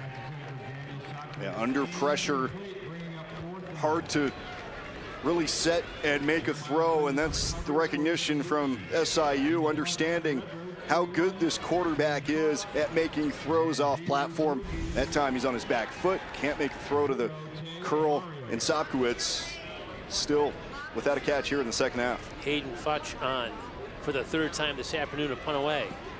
Tay Mario is back to receive for the Salukis.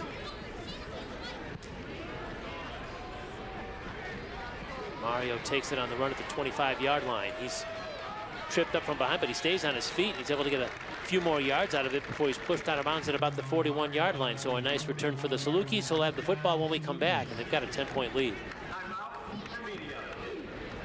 Seasons here at the Heller stores. And just like your favorite team, we want to beat our competition.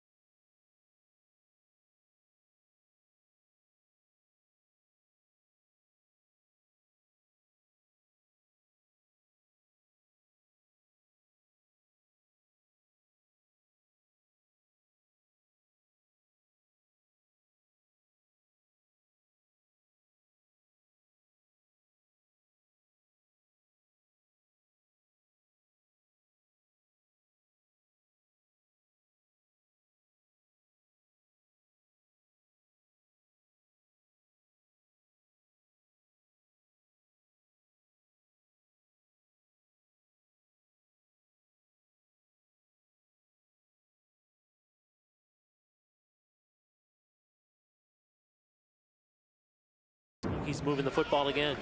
And all this is just DJ Williams having to take a step or two forward.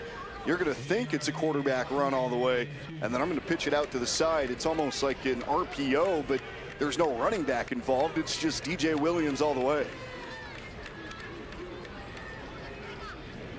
Gain of 8. 2nd and 2.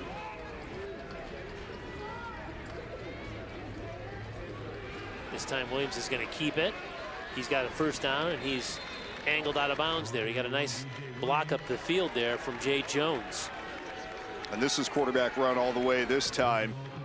And again, it's all the tags of the play. And as a coordinator, you want to build these drives with intentionality and understanding if we do this against the defense one play and pitch it out to the left for a catch to Jones, we can do a quarterback run designed run the next play, and it'll work. And all of a sudden you have a first down in the red area.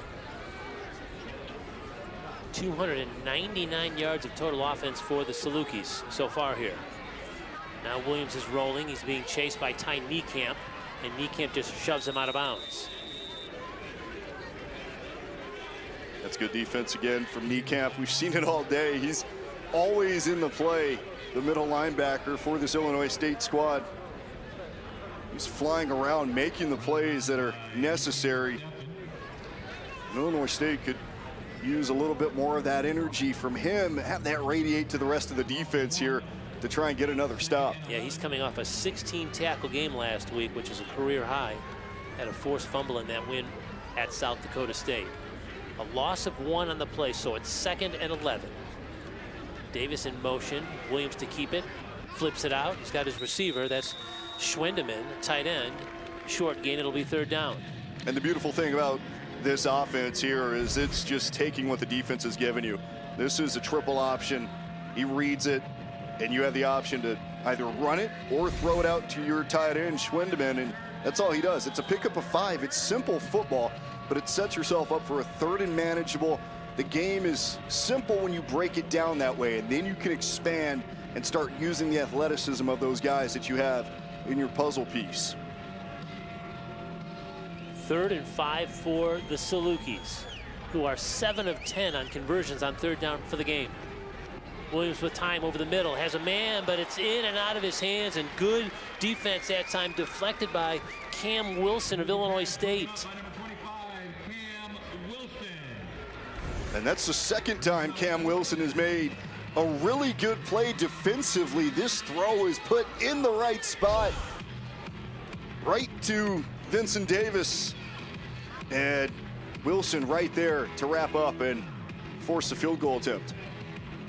Paul Halen with a 32-yard make earlier in the game. This attempt is a 36-yarder. And Halen's good on that one. So 2 for 2 for the game, and now 14 of 16 for the year. And he's increased the Salukis' lead to 13. It's 20-7, Southern Illinois leading Illinois State.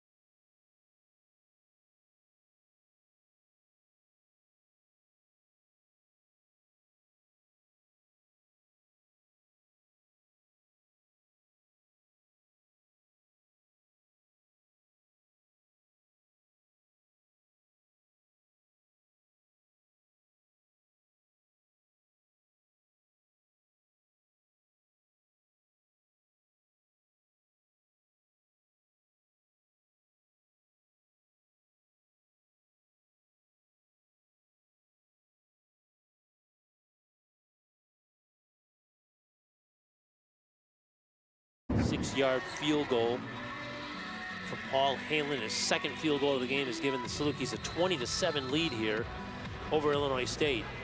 5:07 to play third quarter.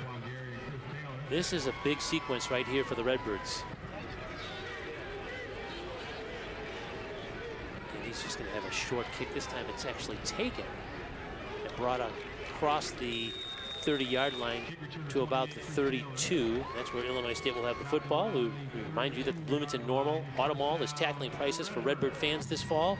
Stop by today at 1430 Fort Jesse Road in Normal and ask about VIP pricing for all Illinois State University staff, students, teachers, alumni, and parents. That's the Bloomington Normal Auto Mall on the corner of Towanda and Fort Jesse Roads in Normal. Big drive here for Illinois State. They need to put some first downs together. I believe it's just one first down they have here in the second half. The last two drives have just stalled out completely on this side. They need to get into plus territory, build some confidence. Screen pass, it's Dylan Lord who comes back to get it. He's stopped immediately. He may have picked up a yard. The Redbirds were hoping to get him into open space, but that did not happen. The Salukis defense has been very aggressive, and that was Vinny Pierre who came up and made the pop there. Well, partner, I'll tell you, there's no energy lost from the 5 overtime game that SIU played a week ago against South Dakota. This team has come out and flying around defensively. Rivalry game between these two schools in the state of Illinois.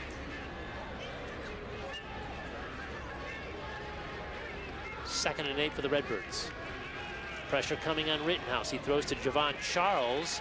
It's out of his hands, incomplete. Again, that's Pierre on the coverage, and the Redbirds are staring down the barrel of a 3rd and long. And just a hair late on that throw. He's got to anticipate that immediately before Charles even makes that cut out.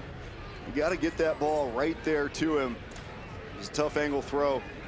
No chance for Charles to get it. Rittenhouse 10 of 16 for 123 yards on the afternoon, so the Salukis have kept him under wraps. Now we've got a flag. Both sides are pointing at each other. Who jumped? Ball start.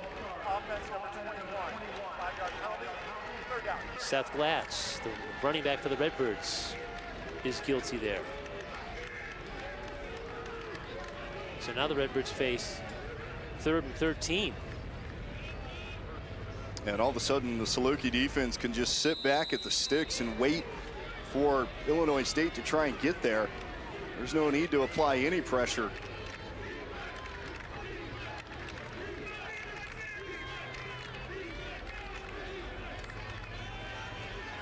Rittenhouse being chased out of the pocket and flips it up the field. That was nearly intercepted. Jeremiah McClendon probably had the best look at that pass. It's an incomplete pass, but that nearly was a pick.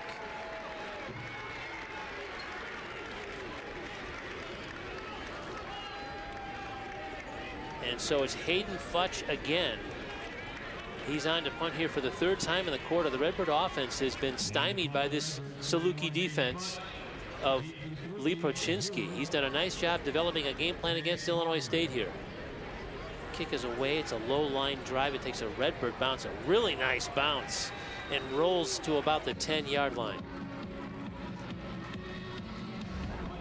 And look at this. You see, that's Andrew Bem right there. He's dropping back. They go into a Tampa 2, and that's the guy that Rittenhouse is looking for as he drops back. He's trying to find Scotty Preston Jr., the tight end, seaming up the middle. They were showing blitz. SIU drops back, and that's the luxury if you have a 3rd and 13 as a defense.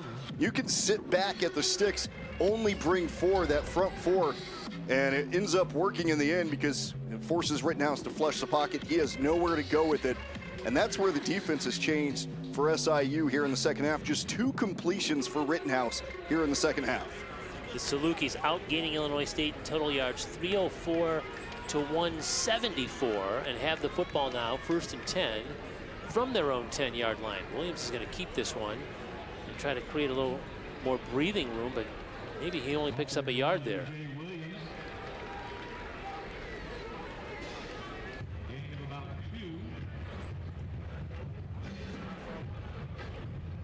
Williams on the ground today, now 15 carries for 61 yards. course, the 2 touchdowns. And only 3 points here in the second half for SIU, but it feels like a much different game here in the second half than it did in the first half, just because of how Illinois State's offense has been shut down by the defense. But now the defense for Illinois State is also finding a way to stop the Salukis. On second down, this is going to be a drop play for Williams, and he's up the middle. Mason Kaplan got a hold of him and stopped him at about the 16-yard line, 16 or 17, depending on the spot. The Salukis will face likely 3rd and about 3 here.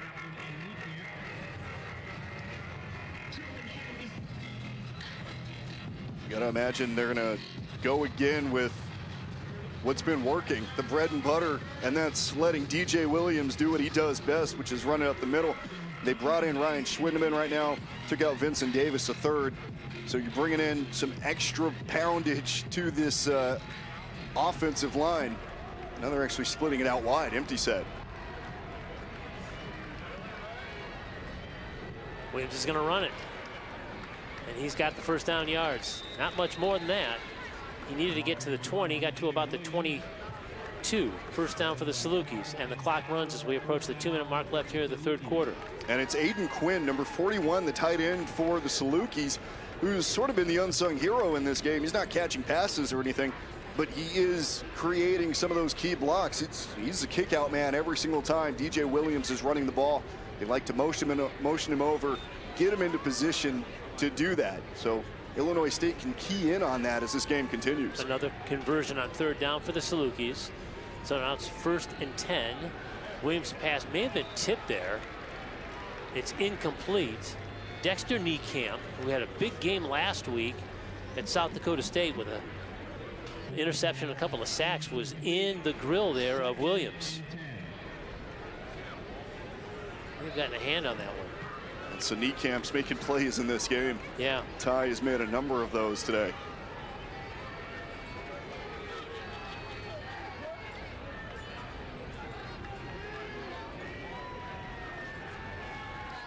Second and 10. Williams to throw again. He's got McCray, who came back to the ball. He made the catch at about the 30-yard line. Be a couple of yards short, but it'll be 3rd and 2 now for SIU. And you know what I love about that throw? He threw it on the inside shoulder of McCray, understanding that Dubose, the corner for Illinois State, was coming on the outside and could have had a chance to step over it and maybe break that one up. You throw that to a spot where only a receiver can get it, and that sets you up for a 3rd and short. McCray has been targeted 7 times this afternoon. He's got 5 catches for 42 yards. It's 3rd and 2 for the Salukis. And they're going to run it on the ground and get the necessary yards for a first down. And now the ball is out. Surely he was down. That was Edward Robinson, again getting the yards, and then it was pulled out after he hit the ground, it appeared. And the tackling woes for Illinois State continue in this game. Got to bring him down on first contact, and the running back just carries the defender for an extra couple of yards after contact. That's Patrick Bauer getting a little bit of a ride there. Robinson has showed his strength on several runs here. He's got better than 100 yards rushing now, 12 carries for 110 yards, a 9.2 yard average here this afternoon. He's been a big reason why the Salukis have been able to move the football. Williams is going to roll out. Go down the field for McCray, and he connects with him inside the Redbird 40-yard line. I'm sorry, that's Jay Jones who made that catch. So there you talked about finally throwing the ball down the field, and that's exactly what DJ Williams did. Yeah, this Illinois State defense keying in on the run, rightfully so, because it's worked so well. And then all of a sudden, DJ Williams is able to find Jones in the soft spot, throw the 2 ball over the hands of the defender in front, and it gets down just quick enough for that big pickup. That brings our 3rd quarter to an end. 15 minutes to play. Salukis lead this one by 13. Year-end sales event with the Ford crew. It's a great time to buy.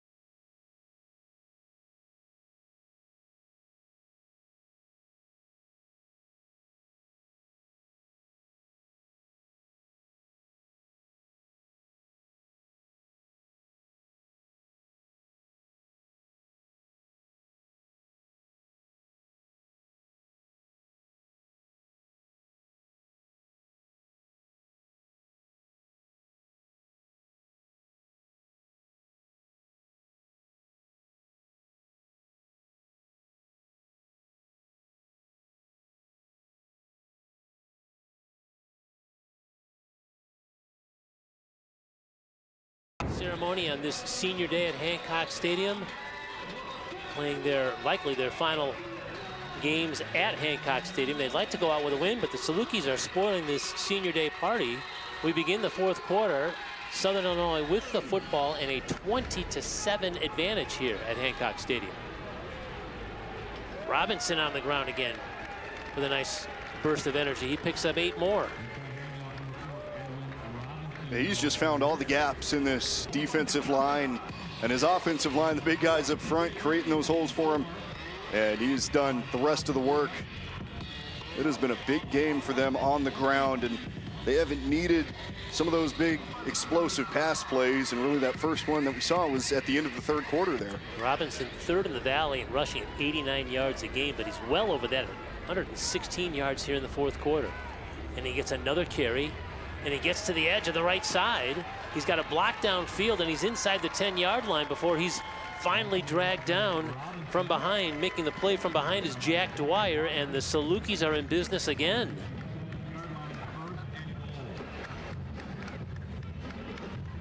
And this is all set up just with the counter, and everyone is going left, left, left, left, and this run starts here, and then boom, just breaks it outside. Too much speed. You can't stop a guy like that. And all of a sudden you're inside the 10. First and goal now. Robinson. Mason Kaplan on the stop there, but not before Robinson picked up a couple. They're going to put that ball down about the 5-yard line.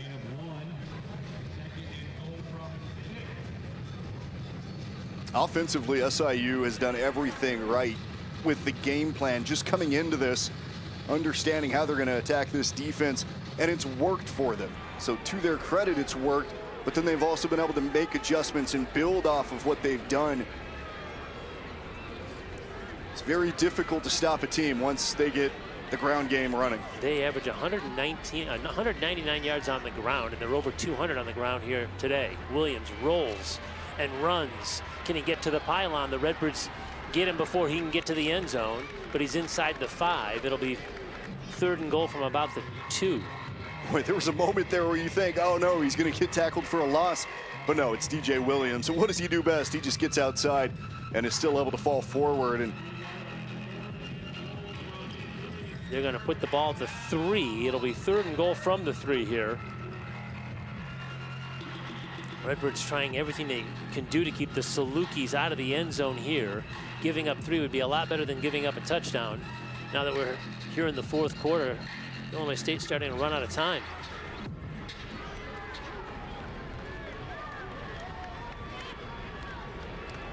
Williams keeps. The signal is not, now it's finally a touchdown for the Salukis, his 3rd rushing score of the afternoon.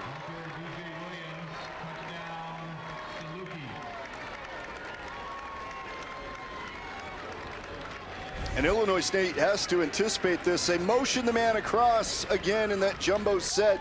And look who's leading for DJ Williams. It's the big tight end, 6'1", 245, Aiden Quinn, number 41, sticking his nose in there and creating the gap for DJ Williams to score for the 3rd time in this game.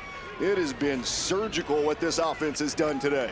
That's his 17th rushing score of this season and his 27th rushing score of his career. And Paul Halen on for another point after. The Salukis have scored again, and they've got 27 on the board. They lead the Redbirds by 20 with 12:08 to go here at Hancock Stadium.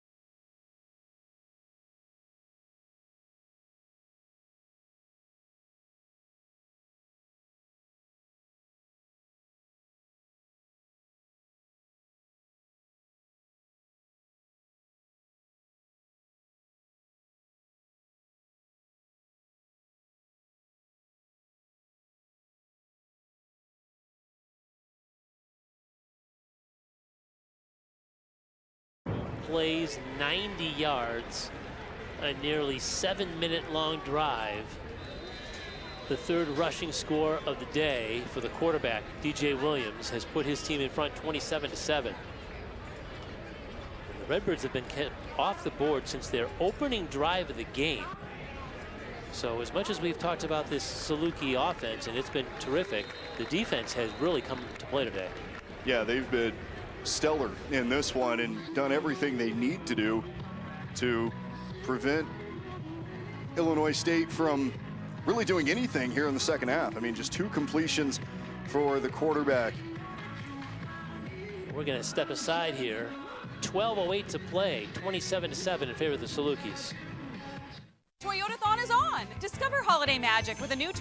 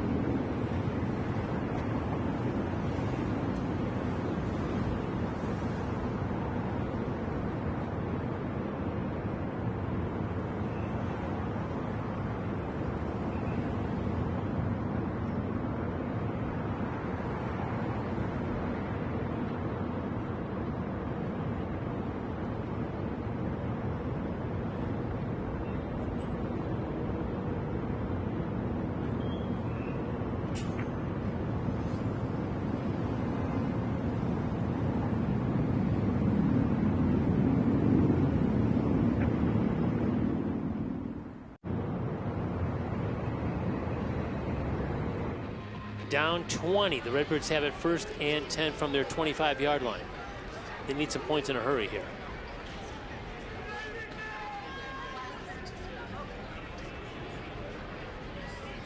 There's Victor Dawson for 5 yards. He works the right side. And what they need to do here is go quick, get some first downs. They need to do everything they haven't done here in the second half, and that's going to be difficult to do because they haven't had success offensively in the second half. Dawson with 27 yards rushing for the game. That's it. And now he catches the screen pass from Rittenhouse, and he dives ahead. He'll be close to a first down, maybe a yard short. It'll be 3rd and 1. They tried to get some outside leverage there on the defense. It was good coverage in that zone defense there from SIU. Rittenhouse rolls, incomplete. Tried to connect with Dylan Lord, and now it's 4th down. Rittenhouse is just out of sorts right now. He's got to breathe a little bit, find a way to convert this 4th down. Let's get a fresh set of downs, and let's go again, get this offense moving like we know it can move. Redbirds were stopped on a big 4th down in the second quarter, so this is their second attempt on 4th down here. It's 4th and 1. The power package of the line of scrimmage, and Dawson may have been stopped again. The Salukis, for the second time this afternoon, stuffed the Redbirds on 4th down. It's another turnover on downs, and the ball going back to SIU. Partner, I'm not sure exactly what they were thinking with that call there. Going into a power package out of shotgun, that's always a questionable thing. When you need a yard, you need half a yard, whatever it may be. Sometimes you got to go under center, and let's play some old school football, line up I formation. They don't this time. It doesn't work. SIU is set up with the ball. They can go in and put this game on ice. Boy, the Salukis have just done everything they've wanted to do today. They got their offense going early, and their defense has put the clamps on Illinois State.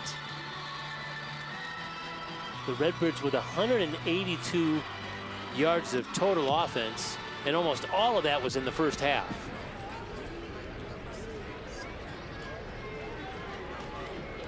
Here's Robinson. He's ahead for about 3.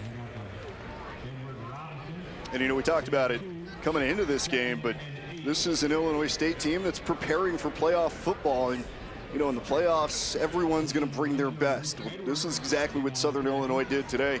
They brought the best game plan. They brought the best everything execution-wise. And Illinois State's kind of feeling this, and maybe this is a little bit of a wake-up call after what's been a really good stretch of wins over the last 5 weeks. Now you have to kind of reset going into the playoffs as you look forward. Yeah, that Saluki defense has held Illinois State to 27 total yards here in the second half. Meanwhile, they're just going to run that ball up the middle to Edward Robinson. He's been the workhorse this afternoon for the Salukis. That's now his 18th carry of the game. He's got 145 yards on the ground. He came in with 511 yards on the season on 72 carries, so he's certainly put together a monster game here. Yeah, it's been very impressive to see how this team has just dominated the line of scrimmage and really allowed the running game to work, both from Williams and Robinson. 3rd and 3 now for Southern Illinois. Robinson again. Redbirds stop him short of the first down, though. He picked up maybe a yard, so it'll be 4th down. The ball is at the 25-yard line. See if we see Paul Halen come back out. And we do. He will attempt this field goal. This would be his 3rd field goal of the game. Made good on 32 and 36-yard field goal attempts. This one will be his longest of the afternoon at 42 yards, 43 yards. The Redbirds have jumped off sides, it looks like, but they got back quickly, and now the holder's going to have to throw it, and it's going to be incomplete. That was kind of a strange situation. Jace Clark, the holder, decided to tuck it and throw. He may have been confused by that apparent offsides, but it wasn't ever called. Yeah. Man for Illinois State jumps offside, but he's able to get back on side in time. And then the holder just gets up, and there's no communication with the rest of the guys. He probably shouldn't have thrown that, but still falls to the ground, no harm, no foul. But at the end of the day, this actually works in Illinois State's favor massively. Only about a minute off the clock for that drive, and now a chance to get the ball back. You still have to go quick, but it's a reset of what you had a couple of minutes ago. Down 20, the Redbirds at work with 9 minutes to play. Rittenhouse, this is Dawson. Over the middle for about a gain of 5. And Rittenhouse, he's trying to take some of these short shots. We still haven't seen him really throw one downfield other than that pass in the first half to Lord, and you know that was the big pickup. He's got to take some shots downfield here. Nobody open, so he's going to run it, and he gets the first down, and he runs right out of bounds into the Saluki bench. And so that's going to be enough for a first down. They're going to keep the clock running now as they are ready to spot the ball here. So the Redbirds again to the line of scrimmage and quickly trying to put the play in the hands of the quarterback. And you're essentially operating with a 2-minute offense here with 8.5 minutes to go in the game. Fresh set of downs. It's 1st and 10. And Rittenhouse again to throw. Down the middle, and Eddie Casper goes up, and it's knocked out of his hands. There in coverage for the Saluki was Vinny Pierre. Casper did have his hand on it there, but Pierre knocked it free. Incomplete. Rittenhouse, this is a really good throw. This should give him a ton of confidence here in the last few minutes of this game to try and mount a comeback, but he's off his back foot. Has to put some touch on it, still a little bit of zip to get it there in time before Pierre could get there, but still dropped. 2nd and 10. And it's intercepted. Rittenhouse's pass is picked off. That's Sebastian Vargas who made the play. And another huge play for that Saluki defense.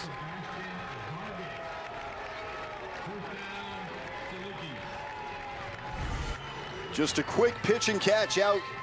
But once again, I mean, Rittenhouse has done this all day. He does the double tap of the ball, hitches up, probably didn't need to hitch. It's a quick 5-yard curl route by this receiver, and another big play by this Saluki defense to stop any movement from Illinois State.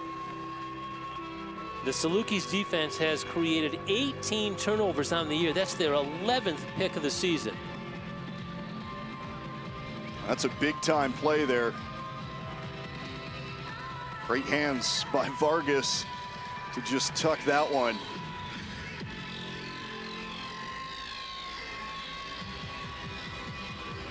So the Salukis now get the football back. First down from the Illinois State 36-yard line. Robinson is wrapped up. That's going to be a tackle for loss. He's dragged down by Ty Niekamp in the backfield. So a loss of 2 on the play, but right now the Salukis are just interested in running that clock down. Yeah, no concerns from them in terms of, even if you give the ball back to Illinois State on a 3-and-out here, as long as you can kill some time, maybe punt it, maybe a short punt, but try and get it inside the 10. You know that Illinois State has struggled offensively pretty much since the first quarter. Yeah, since the first drive of the game.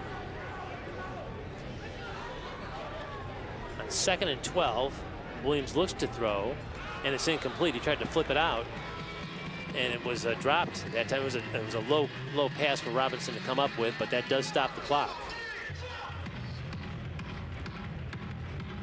It's now 3rd and long here. You understand what's worked in the past for the Salukis. Maybe take a little note out of their playbook. You don't need to bring any pressure. You could show pressure and then drop it maybe into a Tampa 2, get a linebacker out of there into coverage, almost into sort of a nickel set defensively. Again, the Salukis, one of the best teams in the country on 3rd down. They're 10 of 15 here today on 3rd down conversions and came in at 49%. And now we've got someone jumping, it looks like, on the line. That may have been Blaine Hawley. He played his high school football not far from here in Stanford at Olympia High School. False start. Offense number 67. 5-yard penalty. 3rd down. Yeah, that's Hawley, who no doubt has some friends and family in the stands here today. His high school is about 30 minutes from where we stand right here. So the Salukis now have 3rd and long at 3rd and 17.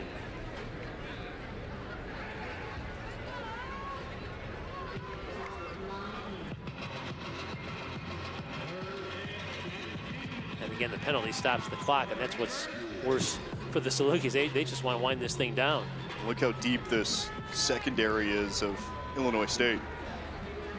3rd down, Williams is going to run it up the middle, and he's going to slide ahead. He's still going to be a couple of yards short of 1st down. Mason Kaplan was there to greet him, but he slid before Kaplan could make a tackle on him, and that'll bring up 4th down.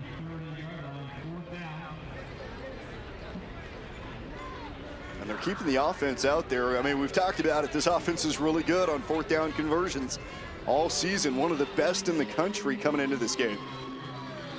Now they are 0 for 2 today on 4th down, but you're right, Keenan. They are at 69% on 4th down coming into the game. 11 of 16 on 4th down, which is 8th in the country. 4th and 4 now from the Illinois State 30. And now a timeout. Maybe the Salukis are trying to get the Redbirds to jump off sides. So we'll step aside with 6:29 to go. Southern Illinois faces 4th down, but the Salukis have a 20-point lead here at Hancock Stadium.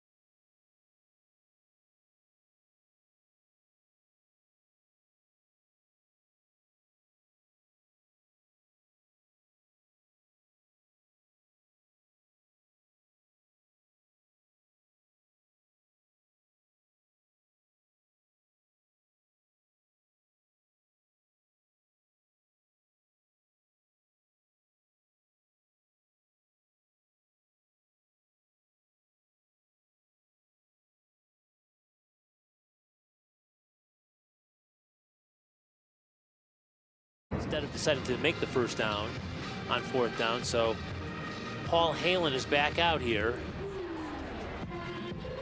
This is going to be a 48-yard attempt. His long for the season is 53, so he's got the leg for this for sure. The wind is blowing on that end of on the field, though. It's a big, strong wind from left to right. And they are on the left hash. 48-yard attempt. He's made 2 previous field goals here this afternoon. Kick is away. And he banged it through. He's got a 3 field goal afternoon. Halen is still on the ground, though. He's trying to help him up.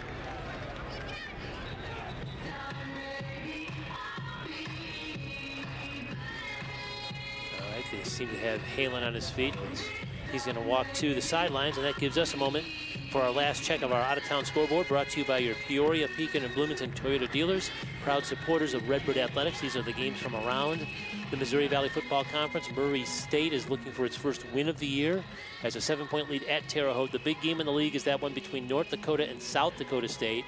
The winner of that game has 8 wins and likely in that playoff field, 10-point lead for North Dakota.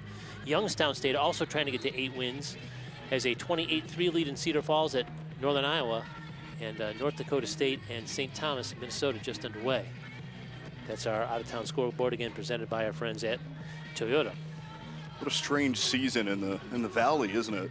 I mean, South Dakota State, 4 straight losses, a favorite kind of coming into the season. North Dakota State is really the only team that's, you know, performed as expected. But you see performances like this today. Right. Southern Illinois coming in and dominating a really good Illinois State team that was in the running to get a national seed. Yeah, the Redbirds were hoping to win this game, get to 9 wins, share second place in the league with South Dakota, and at least just put an argument together to have, you know, a top 8 seed. But the Salukis have crashed the party here on senior day, and they've really outplayed the Redbirds in all facets of this game and lead it 30-7 with 6:29 to go here. So the Redbirds will hope to hear their name called tomorrow with the FCS playoff pairings, and it should get called. They'll still be a nationally ranked team with a couple of wins against top 25 teams and have 8 wins, but they were looking for that 9th win. Yeah, they just haven't performed the way they expected today. They have a really good offense normally, but it has been a much different looking squad today, and a lot of that because of the game plan of Southern Illinois coming into this one. Offensively, they've done everything right. Defensively, they've applied enough pressure. And we're seeing Beckham Pellant now, the backup quarterback for the Redbirds, will finish this one out. Tommy Rittenhouse to the sidelines. Pellant making his 5th appearance of the season. He throws, and he's got Javon Charles, who makes the catch, picks up 8 on Pellant's pass. Beckham comes in just 8 of 17 on the season for 73 total yards.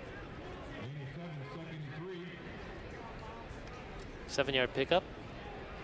Now this is Seth Glatz running up the middle, and he picks up maybe a yard. It'll be 3rd and 2 now for the Redbirds. Illinois State's offense, Keenan, averages 33 points per game and held to 7 at home. You just can't say enough about what the Salukis have done defensively. Yeah, this is one of those for the Salukis. You're going to hang this score sheet up. Play action. And he completes the pass. Dylan Lord comes back to get it. He makes a sliding catch at the 40-yard line. It's a first down for Illinois State. And that's a good look. This is exactly the offense that they were trying to get. And I think for Tommy Rittenhouse, he may have gotten in his head a little bit after sort of a struggling start to this second half. But Pellant has come in. He's slinging the ball around a little bit. They're just running quick hitters. 4 catches for 60 yards now for Dylan Lord, and the pass intended for Daniel Sopkowicz was knocked away. That's McClendon. He's played a really good game in that secondary for the Salukis. He really has, and he's been draped all over Sopkowicz today, shutting down one of the best receivers in this conference. And that's really the difference, because that's a guy that Rittenhouse has loved to go to all season as sort of a safety net. He hasn't had him there today. 2nd and 10, pressure coming. Pellant flips it out. He completes the pass. It's Seth Glatz that makes the catch, but nothing doing there. He's quickly pushed out of bounds. Lucas McDaniels on that coverage, and so the Redbirds don't really move the football there at all. They're going to face third. They're behind the sticks here. It's going to be third and about 14. With the clock continuing to run, under 5 minutes to go here. Showing pressure here. You're going to see 6 guys, 7 guys in the box. 3 of those are probably going to drop out into coverage.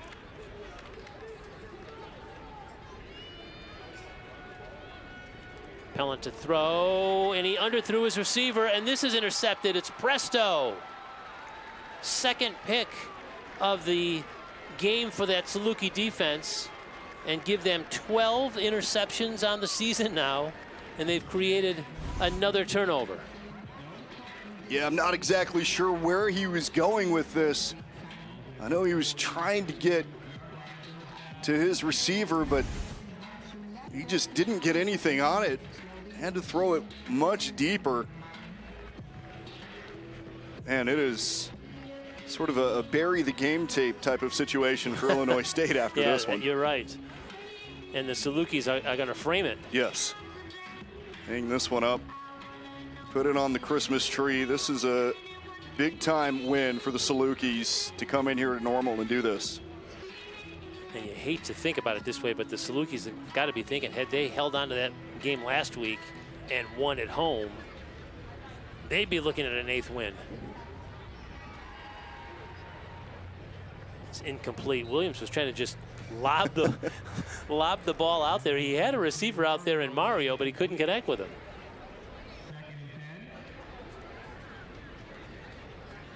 So the Salukis will win their 7th game of the year and be even in the Valley at 4-4. And the Redbirds now, again, await an FCS playoff berth tomorrow with an 8-4 record. They'll be 5-3 in the league. Williams is going to run this one, and he's got a lot of room. And he's going to get to the outside. And Williams is in the end zone for the 4th time today.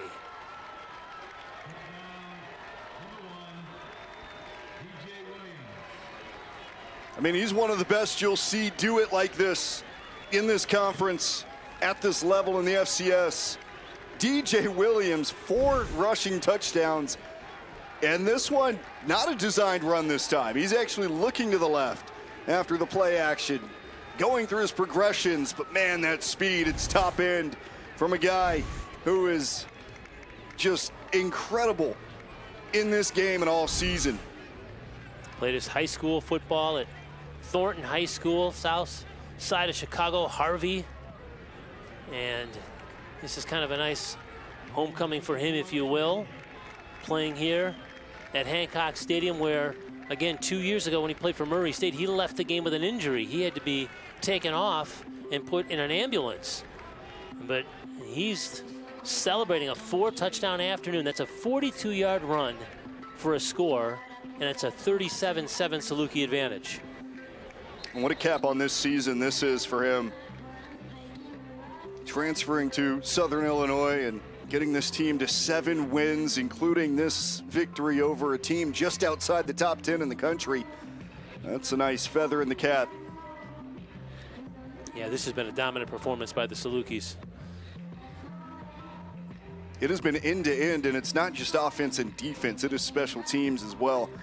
I mean, you talk about the field goals and their ability to still score on 48-yard field goals, and setting up on field position with punt returns and kick returns. They've done everything right in this game, and there really hasn't been much that you could point out to say there's something wrong with it. Yeah, they'll have a lot of nominations for Valley Player of the Week on the offensive side, on the defensive side, on the special team side. Halen's going to kick this one away.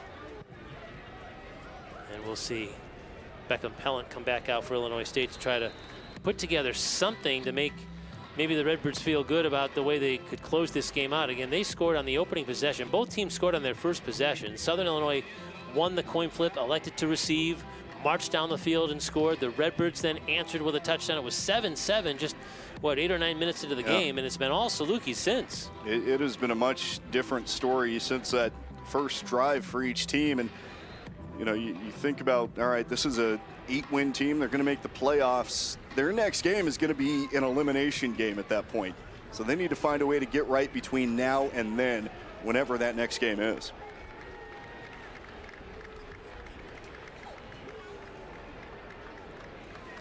And this is fullback Cal Martini on his senior day getting a carry here. So that's nice that he's able to get in the game and in his last home game carry the football. It's his 13th carry of the season. Senior from Appleton, Wisconsin.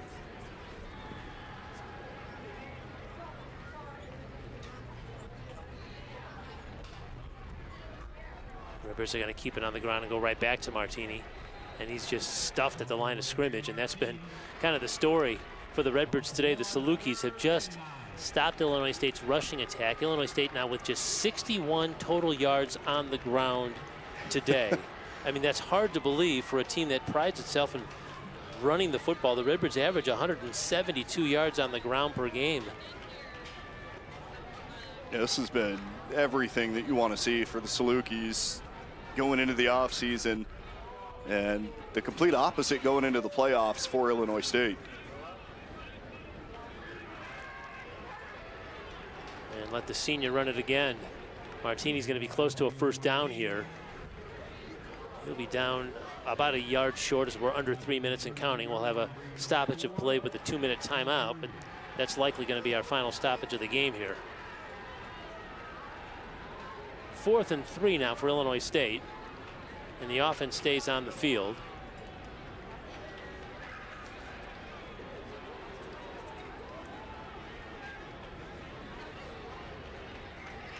Casper in motion.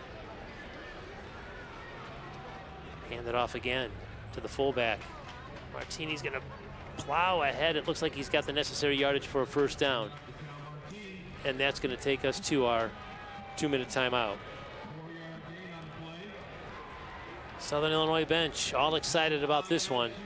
They're 2 minutes away from getting back on the motor coach and going back to Carbondale with a victory. 37-7, Southern Illinois the lead with 2 minutes to go on our 2-minute timeout here at Hancock Stadium.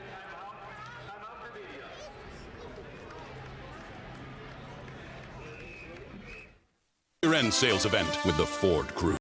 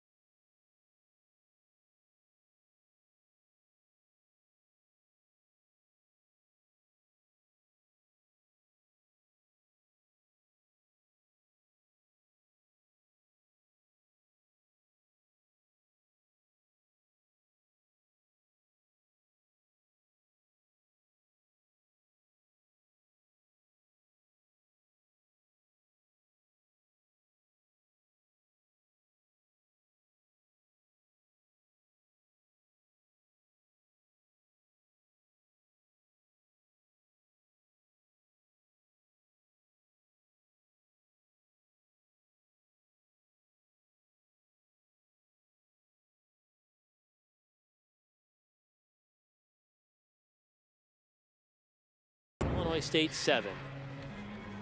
Hard to believe that that's what we've seen here today. Kurt Pegler, Keenan Dixon, and our Redbird production crew with you on this final Saturday of The regular season FCS football pairings will be announced tomorrow. The Redbirds expect to be in that mix, certainly for a playoff game, but they're going to go in after a loss here to the Salukis. We'll just run the clock out, it appears. We have some pushing and shoving after the play here. A little chippy. We're down towards the end of this one.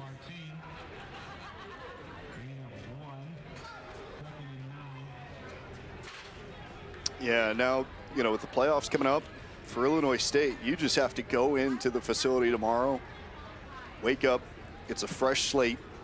We're going to watch the tape on this. It's not always a bury the tape situation. You do have to watch the tape and learn from it, but you're going to watch the tape one time, get it over with, learn what you can, and then, you know, understand it's time to go. This is foot on the gas territory because the playoffs are here.